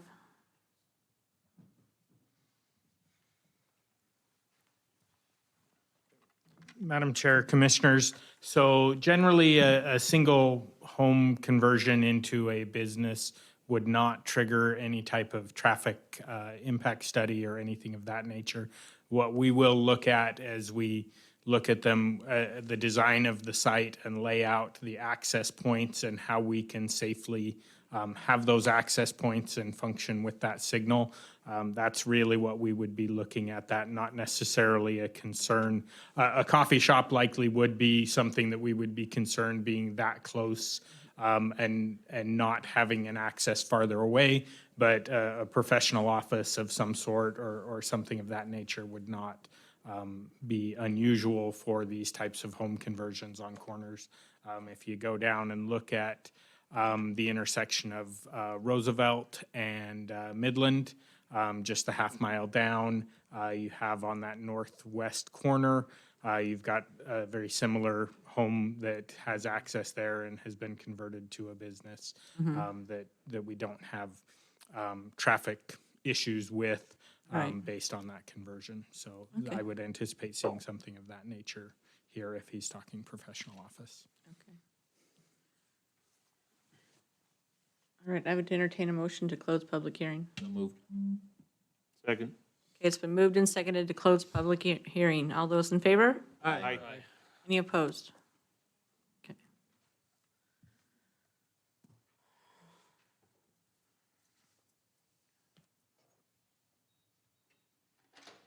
Well, I think anything that goes in there is going to be an improvement over what was there. Yes. That way for a long time, I agree. So unless anybody has anything else, I'll make the motion to approve to recommend approval of the zoning map amendment from RS 6 to RP zoning district and potential development agreement at number 3 North Midland Boulevard with all conditions listed in the staff report. Second. Wait, Oh, that's, Daniel requested an Yeah. amendment to his conditions. so- Oh, Yeah. with Daniel. including Daniel's amendment to his conditions. Still second. Okay, all those in favor? Aye. Any opposed? Okay. Did you get that amendment? Okay, we changed the condition. All righty, now we're going to number 4. We already did this one. We already did this one. Okay, we have the applicant here. Good evening, Madam Chair and Planning and Zoning Commissioners. Appreciate your time tonight. I'm Cody Swander with City of Nampa Parks Department, and I am here to request an annexation and zoning change to 2.2 acres at 920 Lake Lowell Avenue. It's a piece of property that the City of Nampa recently purchased from the Nampa School District for the purpose of future storage and office space for Nampa Parks and Recreation, and also a future parking lot trailhead for the public use for access to the Wilson pathway that runs along the east side of the property. Request is to zone it BC, annex it into the City of Nampa as such, and additionally, city utilities would be brought to the property as it's improved. Awesome. Any questions? I do. Is there any gasoline storage or oil storage facilities on the property? There was above-ground storage that has been removed Okay. by the school district And you already. make sure there's no contamination underneath so the city doesn't get caught with something the school Yes. should pay for? Commissioner Kehoe, absolutely, an environmental review on the property was completed, and it has been cleaned up to satisfactory standards. Thank you. Okay, Christie. Okay. Thank you, Madam Chair and Commissioners. As stated, the request before you this evening is recommendation of approval or denial for annexation and zoning to BC at 920 Lake Lowell Avenue for the Nampa City Parks Division. The property is currently under the jurisdiction of Canyon County. It is within Nampa City impact area and is adjacent to the city limits on both the east and west sides. On the north, it is enclaved Canyon County property. It's a residential piece. On the south is RS6 zoned Augusta subdivision. On the east is the RS6 Whisperwood subdivision, and on the west is BC, which is a storage, self-storage facility. The city maintains the following utilities in the vicinity of the project. They do have water, pressure irrigation, and sewer, all in Lake Lowell Avenue. So these are the applicable regulations for annexation that you will be required to find with your decision. and again, the regulations for zoning as we apply the BC zone. The only correspondence that was received was from the building department and the engineering division. In the area, there is some RS zoned properties, as well as the Wilson Drain that is maintained already by the Parks Department, and the storage facility, which is zoned commercial. The future land use designation is medium-density residential for this particular parcel, but as you know, we do allow a stretch, and the adjacent piece is commercial designation in the comp plan, so we allow it to stretch one parcel. That is what is allowing this to be considered for the BC zoning. NAMPA has determined that it is within the public interest to provide access to our public pathways and establish parking areas with restroom facilities at convenient locations throughout the city. The school district owned this parcel previously and worked with the city on the sale. The property has an existing storage-type building in place that will work well for the Nampa Parks Department. Staff feels that it is an efficient and desirable use for this property. The conditions of approval are listed in your staff report and include the items that were in the engineering and building department memos. This is your potential motion, and I will stand for any questions. Christie, I probably should have asked the applicant, but I didn't see my note on it. Do you know when this improvement for public parking and green space and landscaping for public restroom, do you have any idea when that's going to be? Commissioner Kehoe, yeah, we will have to go through a design process and a funding process, and that'll all have to go through city council to be approved. So I think Cody probably can answer the time frame on it. Okay, we'll ask him when we get back there. Okay. Any other questions for Christie? Okay, do we have anybody signed up for a public hearing? Daniel? Really? Playing games on his tablet again. I know. You get paid by the minute, I Daniel? thought Daniel was gonna be.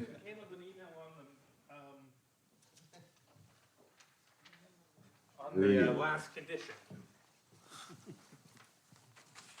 We just got one more after this, so you're okay. All right, nobody has signed up. Is there anybody present that would like to speak for, against, or undecided on this?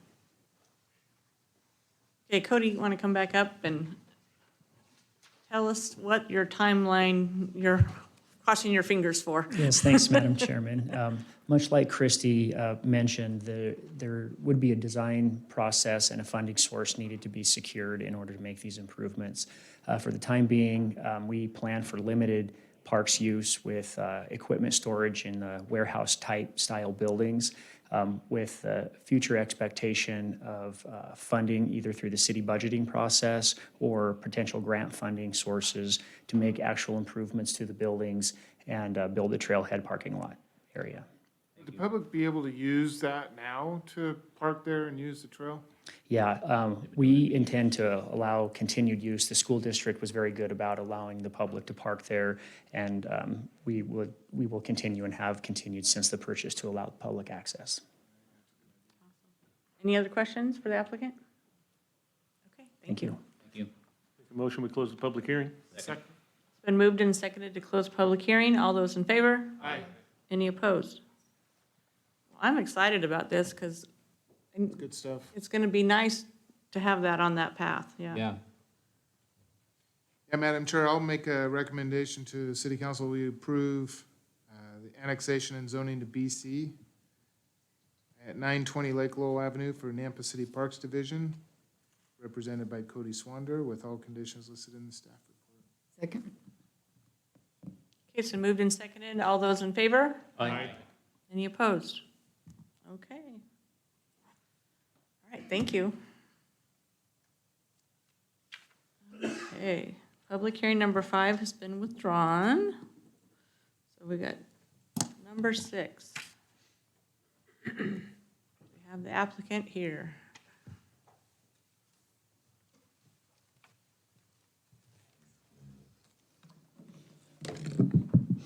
Good evening, Madam Chair, Commissioners. Thank you very much for taking the time this evening. My name is Justin Fredin, F-R-E-D-I-N, with the law firm of Hawley Troxel, here representing the applicant, Copium Investments LLC. My address is 877 West Main Street, Suite 1000, in Boise, 83702.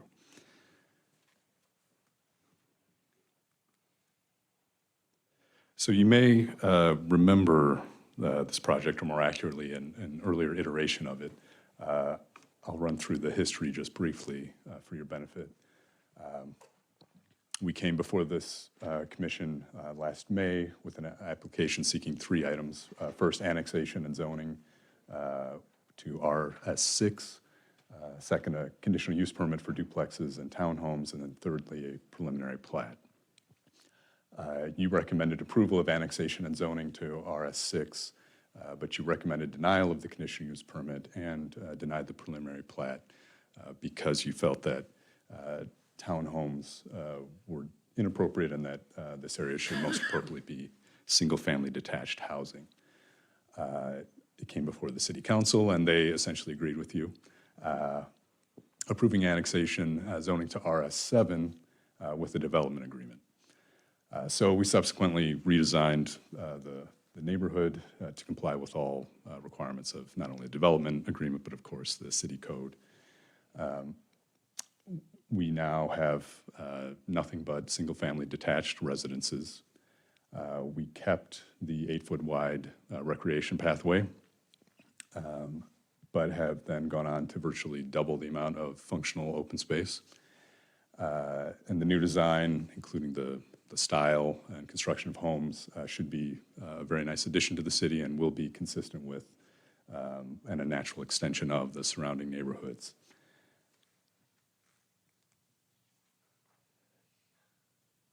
I included the vicinity map just for your reference. This did come out of one of the aforementioned excellent staff reports that Commissioner Kehoe referenced. I don't have much to add to that. Here is the proposed preliminary plat. Just for your reference, of course, this all was in the staff report, but we're looking at 38 single-family detached lots, 8 common lots, 7 open space lots, gross density of 4.27, net density of 7.84. Just by way of comparison, the proposal you saw last May consisted of 48 townhome lots, 14 single-family detached lots, 17 common areas. The gross density was 7.43, and the net was 13.17. So obviously a much less dense development. The only thing I would mention regarding the plat is, in addition, is lot 5 includes a note that says existing house to remain. Upon further review, we would like the option of potentially removing that. In any event, regardless of what happens, the driveway that currently goes out onto Iowa will be removed. And that's driving some of the reason, looking at it, analyzing whether that house should be moved or not, because as it then is currently oriented, it would be essentially backwards compared to the rest of the surrounding development. Here are some home design examples. Just for your edification, these are conceptual at this point, but indicative of the type and quality of homes that are being contemplated and will be constructed here in this subdivision.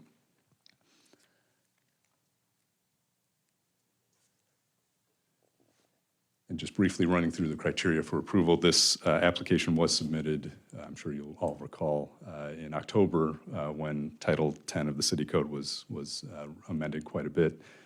This application was submitted prior to that point, so it is coming in under the prior City Code provisions. We're looking at, were all application materials required submitted. The engineering review memo confirms that they were. Obviously, the next key point is, does the proposed design comply with the applicable zoning subdivision regulations? I'll refer you to the staff report, but you can see there's several points raised there, and in every case, they're satisfied by this development: minimum lot sizes, average lot size, lot compatibility, lot width. Right-of-way has already been dedicated. The landscaping plan has been reviewed and approved. Pathways and open space, as I mentioned, we've doubled the amount of functional open space that you saw previously, and that is in fact double what is required in this instance. And then finally, has engineering attested that services are available? And yes, they are. So with that, we feel like we have an excellent proposal here before you. It does comply in all aspects with the city code as well as the development agreement, and we would respectfully request your approval. And I'm happy to answer any questions you may have now or after public comment. I have a question, if you could, please. You mentioned removing the existing home, but I didn't hear what you said you'd replace it with. It would be another home, a new Just home. one home on that property? Correct, It's a correct. big That's lot, too, isn't it? Much bigger than the other ones? I don't believe it's that much different. Yeah, no, it's not a great difference, so. By any chance, did you have any discussion with surrounding neighbors? Not that, any conversation with Like a neighborhood meeting? neighborhood meeting or anything like that? I'm not certain, I'll defer to the developer on that. Were there any additional meetings with neighbors? Okay, Okay, we'll probably have more questions after. all right, fair enough. Thank you very much. Hearing. All right, Parker.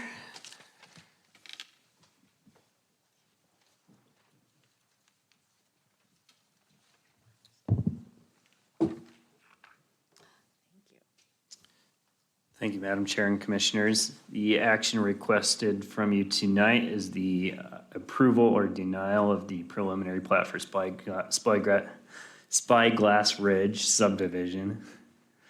The annexation has already been approved, development agreement is in place, so this is, will just be coming to you tonight and not going to City Council. It is currently in the city limits. The future land use map is medium density and residential mixed use. Surrounding zoning, it's surrounded by RS7, Carriage Hill West to the north and west, Hunters Point North Slope Sub to the south, and then to the east is in the county, and that's Verde Hills subdivision. History's already been covered, so I won't go into that. This is from the development agreement that was put in place after the annexation. The concept plan put in place is shown here. The preliminary plat that's proposed matches the concept plan that's in the development agreement. These are the conditions of approval in that development agreement. They state that the concept plan that reflects the RS7 requirements is to be analyzed for an infill subdivision as RS7. The development needs to show a decrease in density from what was proposed in the layout received before July 22nd. So that was the townhome proposal. So they have shown a decrease in density. The layout should reflect lots that it will accommodate detached single-family homes as they have done. There were a number of comments regarding infill, and this is the code regarding infill subdivisions. So when a subdivision intended for development in a non-RS4 zone qualifies as a residential infill subdivision, building lot size below normal minimum required size may be plotted throughout said infill subdivision in accordance with the standards listed here. The minimum lot size per individual infill home shall be at least 2/3 of that normally required in the RS zone. It's a typo within which the residential structure is proposed. They need to comply with the parking requirements of the RS zone. The reduced lots are exempt from subdivision minimum lot size average and periphery compatibility requirements. The setbacks would be the same for RS district standards. So the next part is how we analyze infill status. So it says this residential subdivision shall be required to comply with the following criteria to qualify for infill status. Said subdivision is located in an enclaved area as designated on the zoning map, which it was at the time of annexation. Said subdivision shall be deemed to be serviceable with full city utilities. Said subdivision is deemed to be of no or low impact on the abutting and adjoining street networks by city engineering, or may be accommodated by by system improvements as defined by the traffic impact study. And then said subdivision shall comply with the landscaping fencing requirements for residential subdivisions. That is also a typo. It's just, and not just Rodney that has issues here. So the Spyglass preliminary plat, the overall area is 8.88 acres. The total lots 53, 38 of which are building lots, 8 common lots, 7 open space lots. Here's the proposed landscape plan. The only comment from the city forester was that they need to update their planting detail on the landscape plan. No ash trees, right? No ash trees, no. That's a common comment. Building department, typical comments. The school district, Rodney went through this already. The additions to Nampa High School will likely move it to 5A classifications, and he covered the issues that the school district has. Code compliance, there's open cases for weeds. The ITD does not meet the threshold for their analysis. Nampa Highway District didn't have any objection, subject to comments that they stated Beaverton Street should be annexed into the city of Nampa.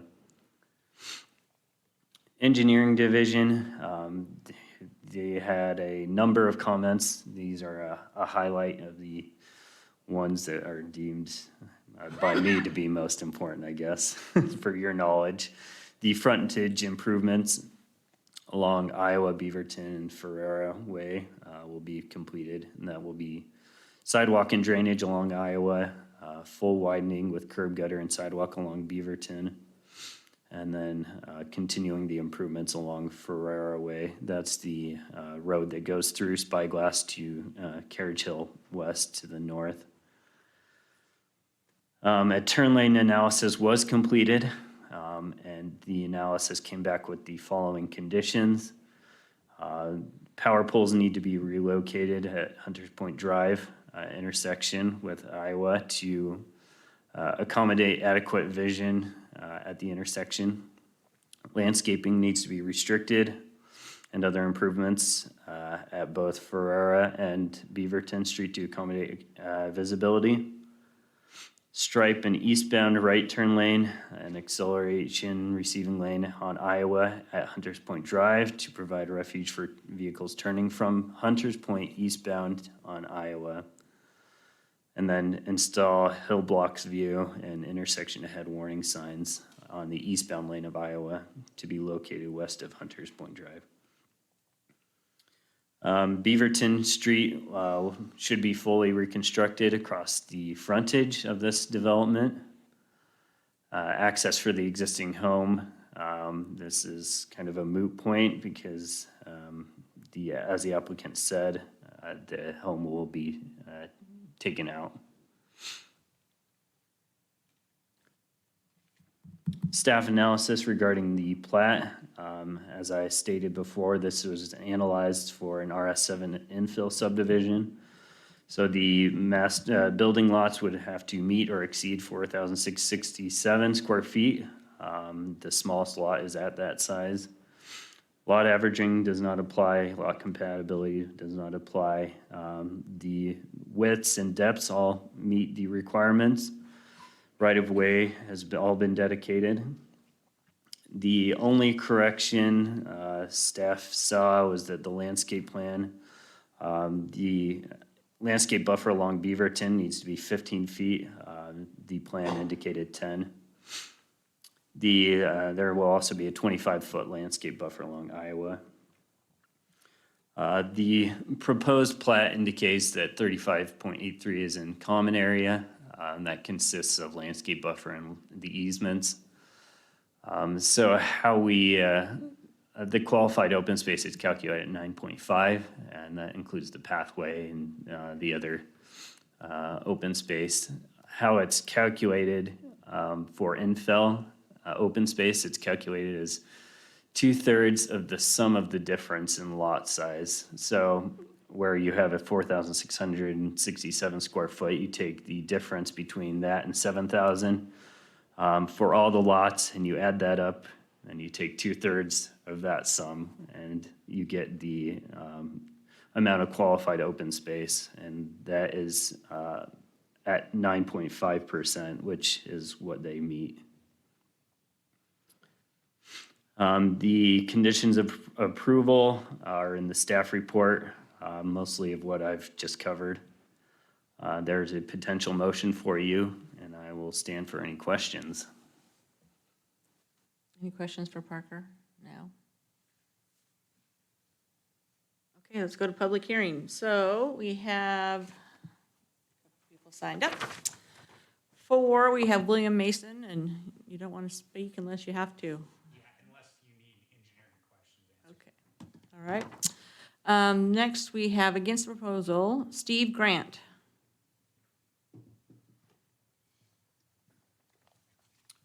Thank you. I'm Steve Grant, 12709 South Transportway, Nampa. Asking you to reject the preliminary plat on this. As you know, it's RS7, 7,000 square foot lots. Only 8 of the 38 lots are 7,000 square feet, with the bulk of them 4,000. I feel it's an end run from what we've worked for to get the consistency with the RS7. So, like I said, I'm asking you to reject that. I just don't think that it's in the spirit of what we've had discussions previous with the size of that. And I think they've jammed as much as they can as far as the smaller lots in there, when you could have gotten more 7,000 square foot lots in there to be consistent with the surrounding community. This really is not consistent with the surrounding community. So I'm asking you to reject our preliminary plat for this. Okay, thank you. Thank you. Okay, we have John Tiff.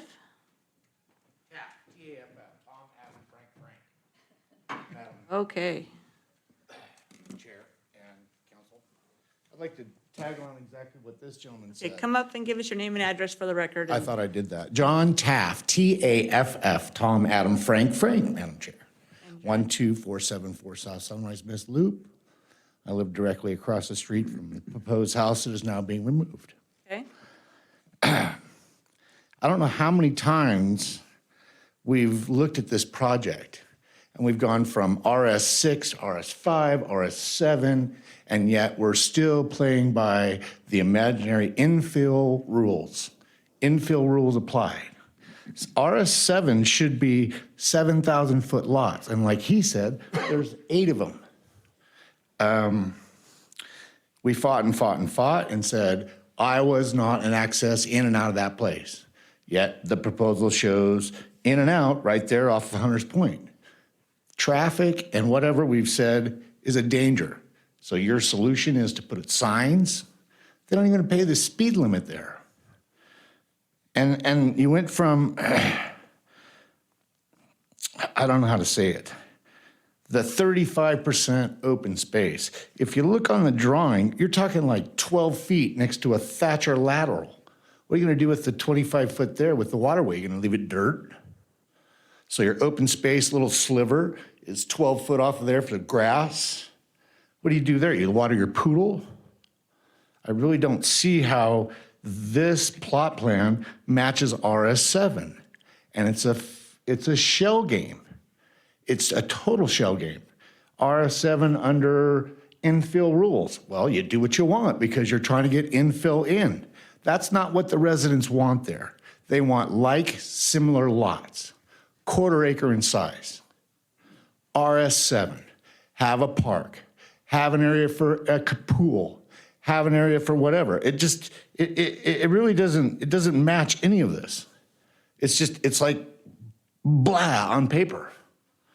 And it doesn't make any mathematical sense. It's 8.8 acres. If they're a quarter lot and you got to have open space, you're talking 22 homes in a 28 or 30 area now. It's not apples to apples around it because of infill rules. I'm sorry that that's your issues and my issues and everybody's issues, but it doesn't match the neighborhoods. It has never matched the neighborhoods. And each time I see a drawing, I commend the contractor for giving us a drawing 2 or 3 days prior to the meeting, because the last 2 or 3 times I've dealt with this project, no idea what they're doing. No idea. Am I close on time? Yeah, 15 seconds. I'm sorry to bitch so much. Once again, John Taft, 12474 South Sunrise Mist Loop. This project is, as with everything I've heard here tonight, it's ridiculous. And I'll go back to the safety issues that there are no more problems in the city. Okay. And you got a hill, and we're gonna put some signs up. Awesome, let's build it. Okay, Cheryl Higley. Fine now. Cheryl Higley, 1244. There we go. Is that better? Now I can see you You have to too. stand on your toes. I am short. Cheryl Higley, 12441 South Abbott Downing Way. Good evening, Madam Chair and Commissioners. I represent a lot of my neighbors when I say that we are thankful that the developer has amended the original plan for this project and is now all detached, single-family dwellings instead of predominantly townhomes. But we still have these 2 concerns. Concern number 1, due to the infill incentives for developers, the RS7 zoning is in reality the equivalent to RS4. At the City Council public hearing on August 3rd, 2021, the developer proposed new plans resulting in the annexation RS7 zoning being approved by the council. However, unbeknownst to the residents, there are incentives for developers of infill properties. One of the incentives is that the minimum lot sizes for homes in infill subdivisions is 2/3 of that normally required. Wow, that's quite an incentive. In an RS7 zone, the minimum infill lot size is 4,667 square feet, as we've heard tonight. The proposed plat map for Spyglass Ridge for 38 dwellings shows 19 of the 38 lots, or 50%, at the reduced lot size of 4,667 to 4,865 square feet. Therefore, even though zoned as RS7, it is more like an RS4. Even though I asked for clarification regarding the details pertaining to infill properties at the public hearing, these details were not covered. And my understanding per a staff member afterwards was that the reduced lot size applied to only 20% of the lots. Now we see that that is not the case. This is very confusing and misleading, especially when the details were not addressed at the public hearing. The plat map was blurry and the numbers illegible, resulting in the public being completely unaware of the diminished lot sizes. Should not a public hearing be to inform the public? It would have been more transparent to zone it as an RS4 if the minimum lot size is 4,667 square feet, and to call a spade a spade. Instead, the current residents are frustrated and upset and feel that the wool has been pulled over their eyes. We would ask that this development have lower density so that it is more compatible with the surrounding neighborhoods that are actually RS7, RS 8.5, and RS 18. Concern number 2, the hazard of the Ferrara Way exiting onto Iowa Avenue. Again, at the August 3rd public hearing, many neighbors and a majority of the city council members expressed concern over the proposed Spyglass Ridge exit onto Iowa Avenue. As you may already know, this is a dangerous intersection. Adding the Spyglass Ridge exit will make it even more hazardous, especially for the proposed new residents, as they will predominantly be making left-hand turns to go east on Iowa, because all shopping, all the schools, all goods and services are east of this proposed subdivision. The development already has 2 other access roads. Wrap it up if you can. Okay, anyways, I don't know how they conduct this city, but all I can tell you is I'm 5'2". I drive a Honda Civic. I'm always super cautious at that intersection because I cannot see the oncoming cars. So please consider these 2 concerns, and we respectfully request this. Thank you so much. Thank you. Okay, is there anybody else present that would like to testify?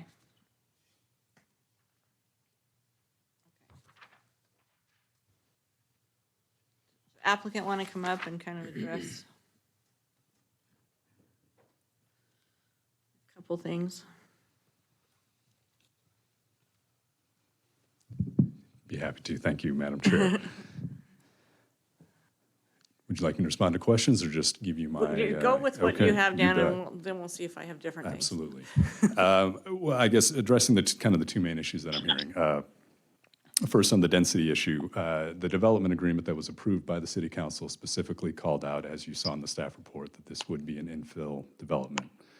Accordingly, what we've presented is an infill development in full compliance with the city code. And as you also heard, it's not simply a matter of smaller lot sizes, but those smaller lot sizes. What?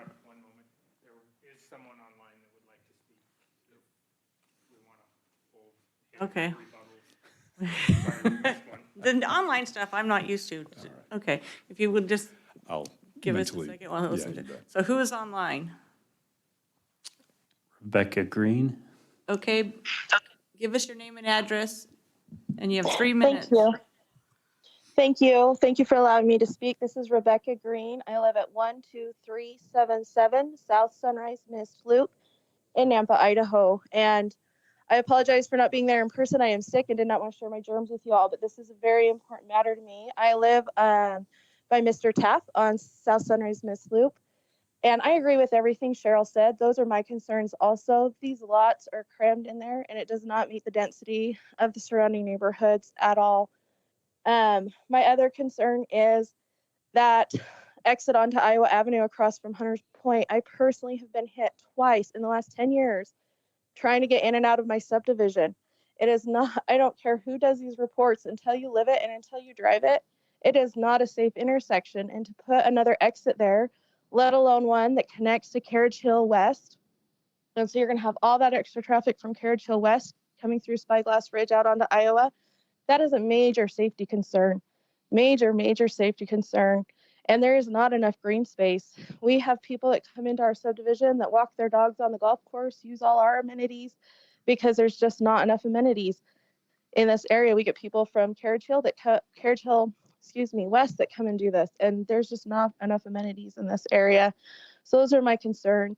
Also, Beaverton Road, when the city looked at that in our previous hearings, they said that that whole road would have to be redone at taxpayer expense to be used by the subdivision. To me, that is not fair to expect citizens to pay for a developer to put a subdivision in on a private road. So those are my concerns. Thank you for listening. Thank you. Okay. All right, Justin, I'm sorry. No worries, no. Again, I guess just to reiterate on the density issue, it was what was approved by the city council. It does comply with all city code provisions. And as you heard,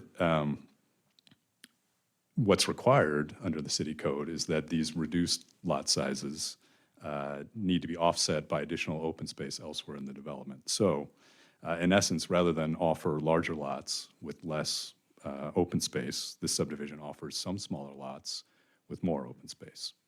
And again, in compliance with the development agreement and the city code. As to the issue of access onto Iowa, you have in your materials, I believe, the analysis that was performed by Kittleson Associates. They are one of the premier traffic engineering firms in the valley, if not the premier. They found that there would be no traffic safety issues. They did recommend some conditions of approval, and we are on board with those. And in fact, I guess now is a good time as any to mention that we're fine with all of the proposed conditions of approval that staff have presented. And so, we feel that, the numbers and the analysis that they performed indicate not only that safety should not be an issue, but also that even at full build-out of Spyglass Ridge, as well as Carriage Hill West, that the intersection, not only at Iowa, but also at Beaverton, will function better than the city's standards require. And I think that's probably the short of my rebuttal, although I am happy to answer any questions you may have. Anybody have any questions for the applicant? Thank you. Thank I would you. entertain a motion to close public hearing. So moved. Second. Okay, it's been moved and seconded to close public hearing. All those in favor? Aye. Aye. Any opposed? Daniel, do you want to address the Beaverton, just so that it's out there? Madam Chair, Commissioners, so as one of the conditions of approval is that along their frontage, they will rebuild Beaverton. And so that will not be at taxpayer expense. That is a condition that the developer will have to do.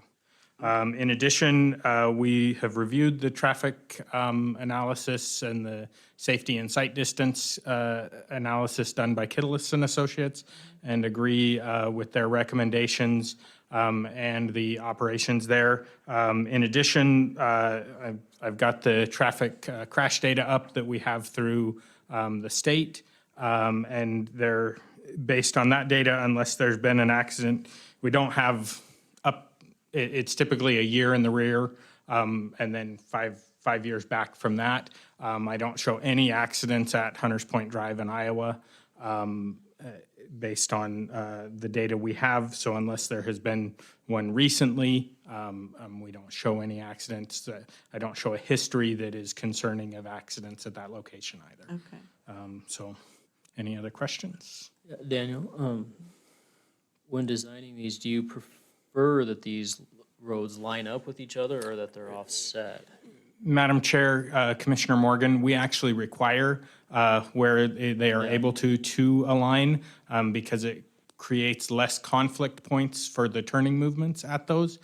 So if they were to not align, it would have to be by a certain distance, makes typically 200 feet, 250 feet to 500 feet misalignment, depending on if it's on the same side of the street or not.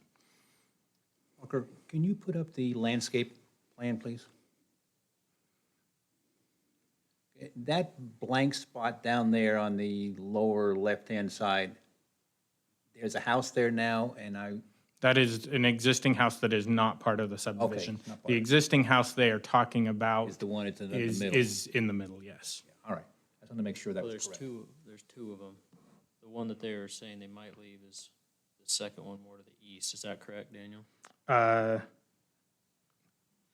Yes, I believe that is correct. The house that they're referring to is right here next to the lateral.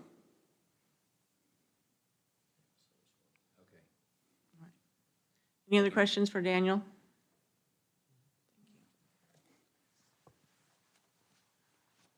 Thank you, Parker.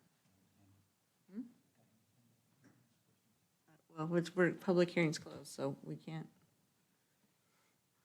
What do you guys think?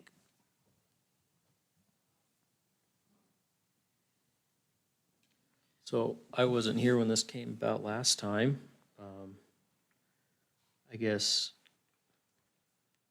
I don't want to imply anything about the city council. Did they understand the ramifications of the infill development when they approved RS7 and infill? They knew that meant that it would they knew actually it. be, okay. Yeah. And this reduced significantly from townhouses and duplexes, and now it's all single-family homes with more open space. So it's much improved from the last time.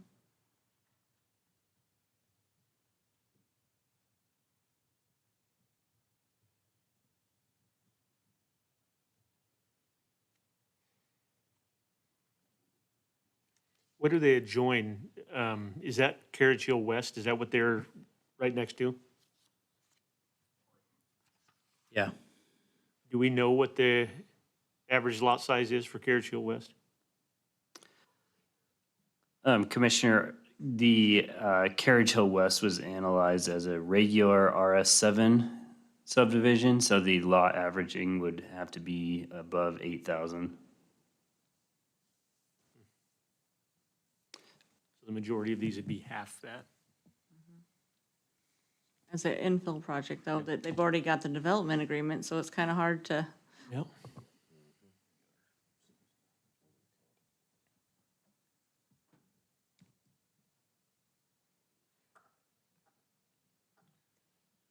I agree with what you said, Madam Chair, the density's down, and they've made an effort on changing from their original plan to a different product type. Looks like they're gonna build high-quality stuff there if it's on a smaller lot. I don't necessarily think that's a huge negative. There's a lot of benefit to multiple housing types in a development, so. And I think we're kind of, I mean, it's by all, it's designed to our code. Parker, if there was not an infill development, they had that less open space, but did the full 7,000, do you know how many units would be on there? I tried to do the math, but I want you to make sure I did it right. Commissioner, I'm not sure I can do the math right now. So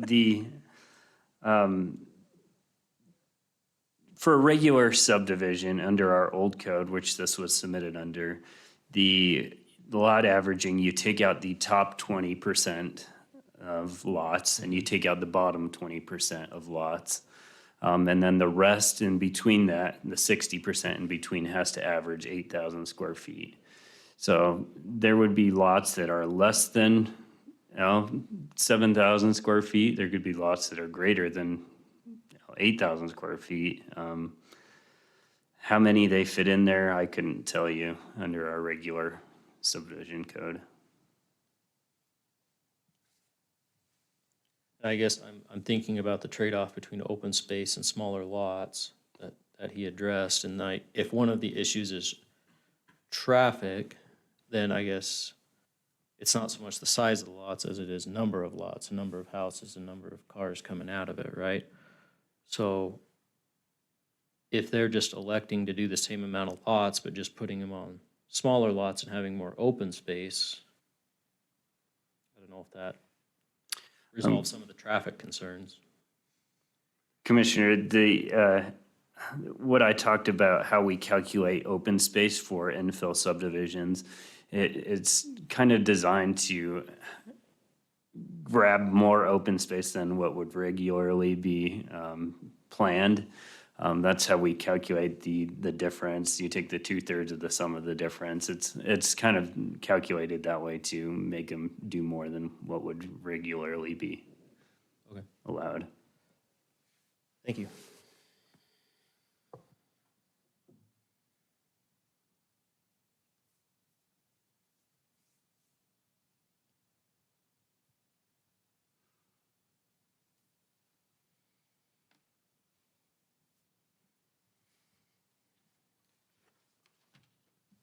I feel like we're, if there's no more discussion, I'll go ahead and stab at a motion. I'm gonna make the motion that we,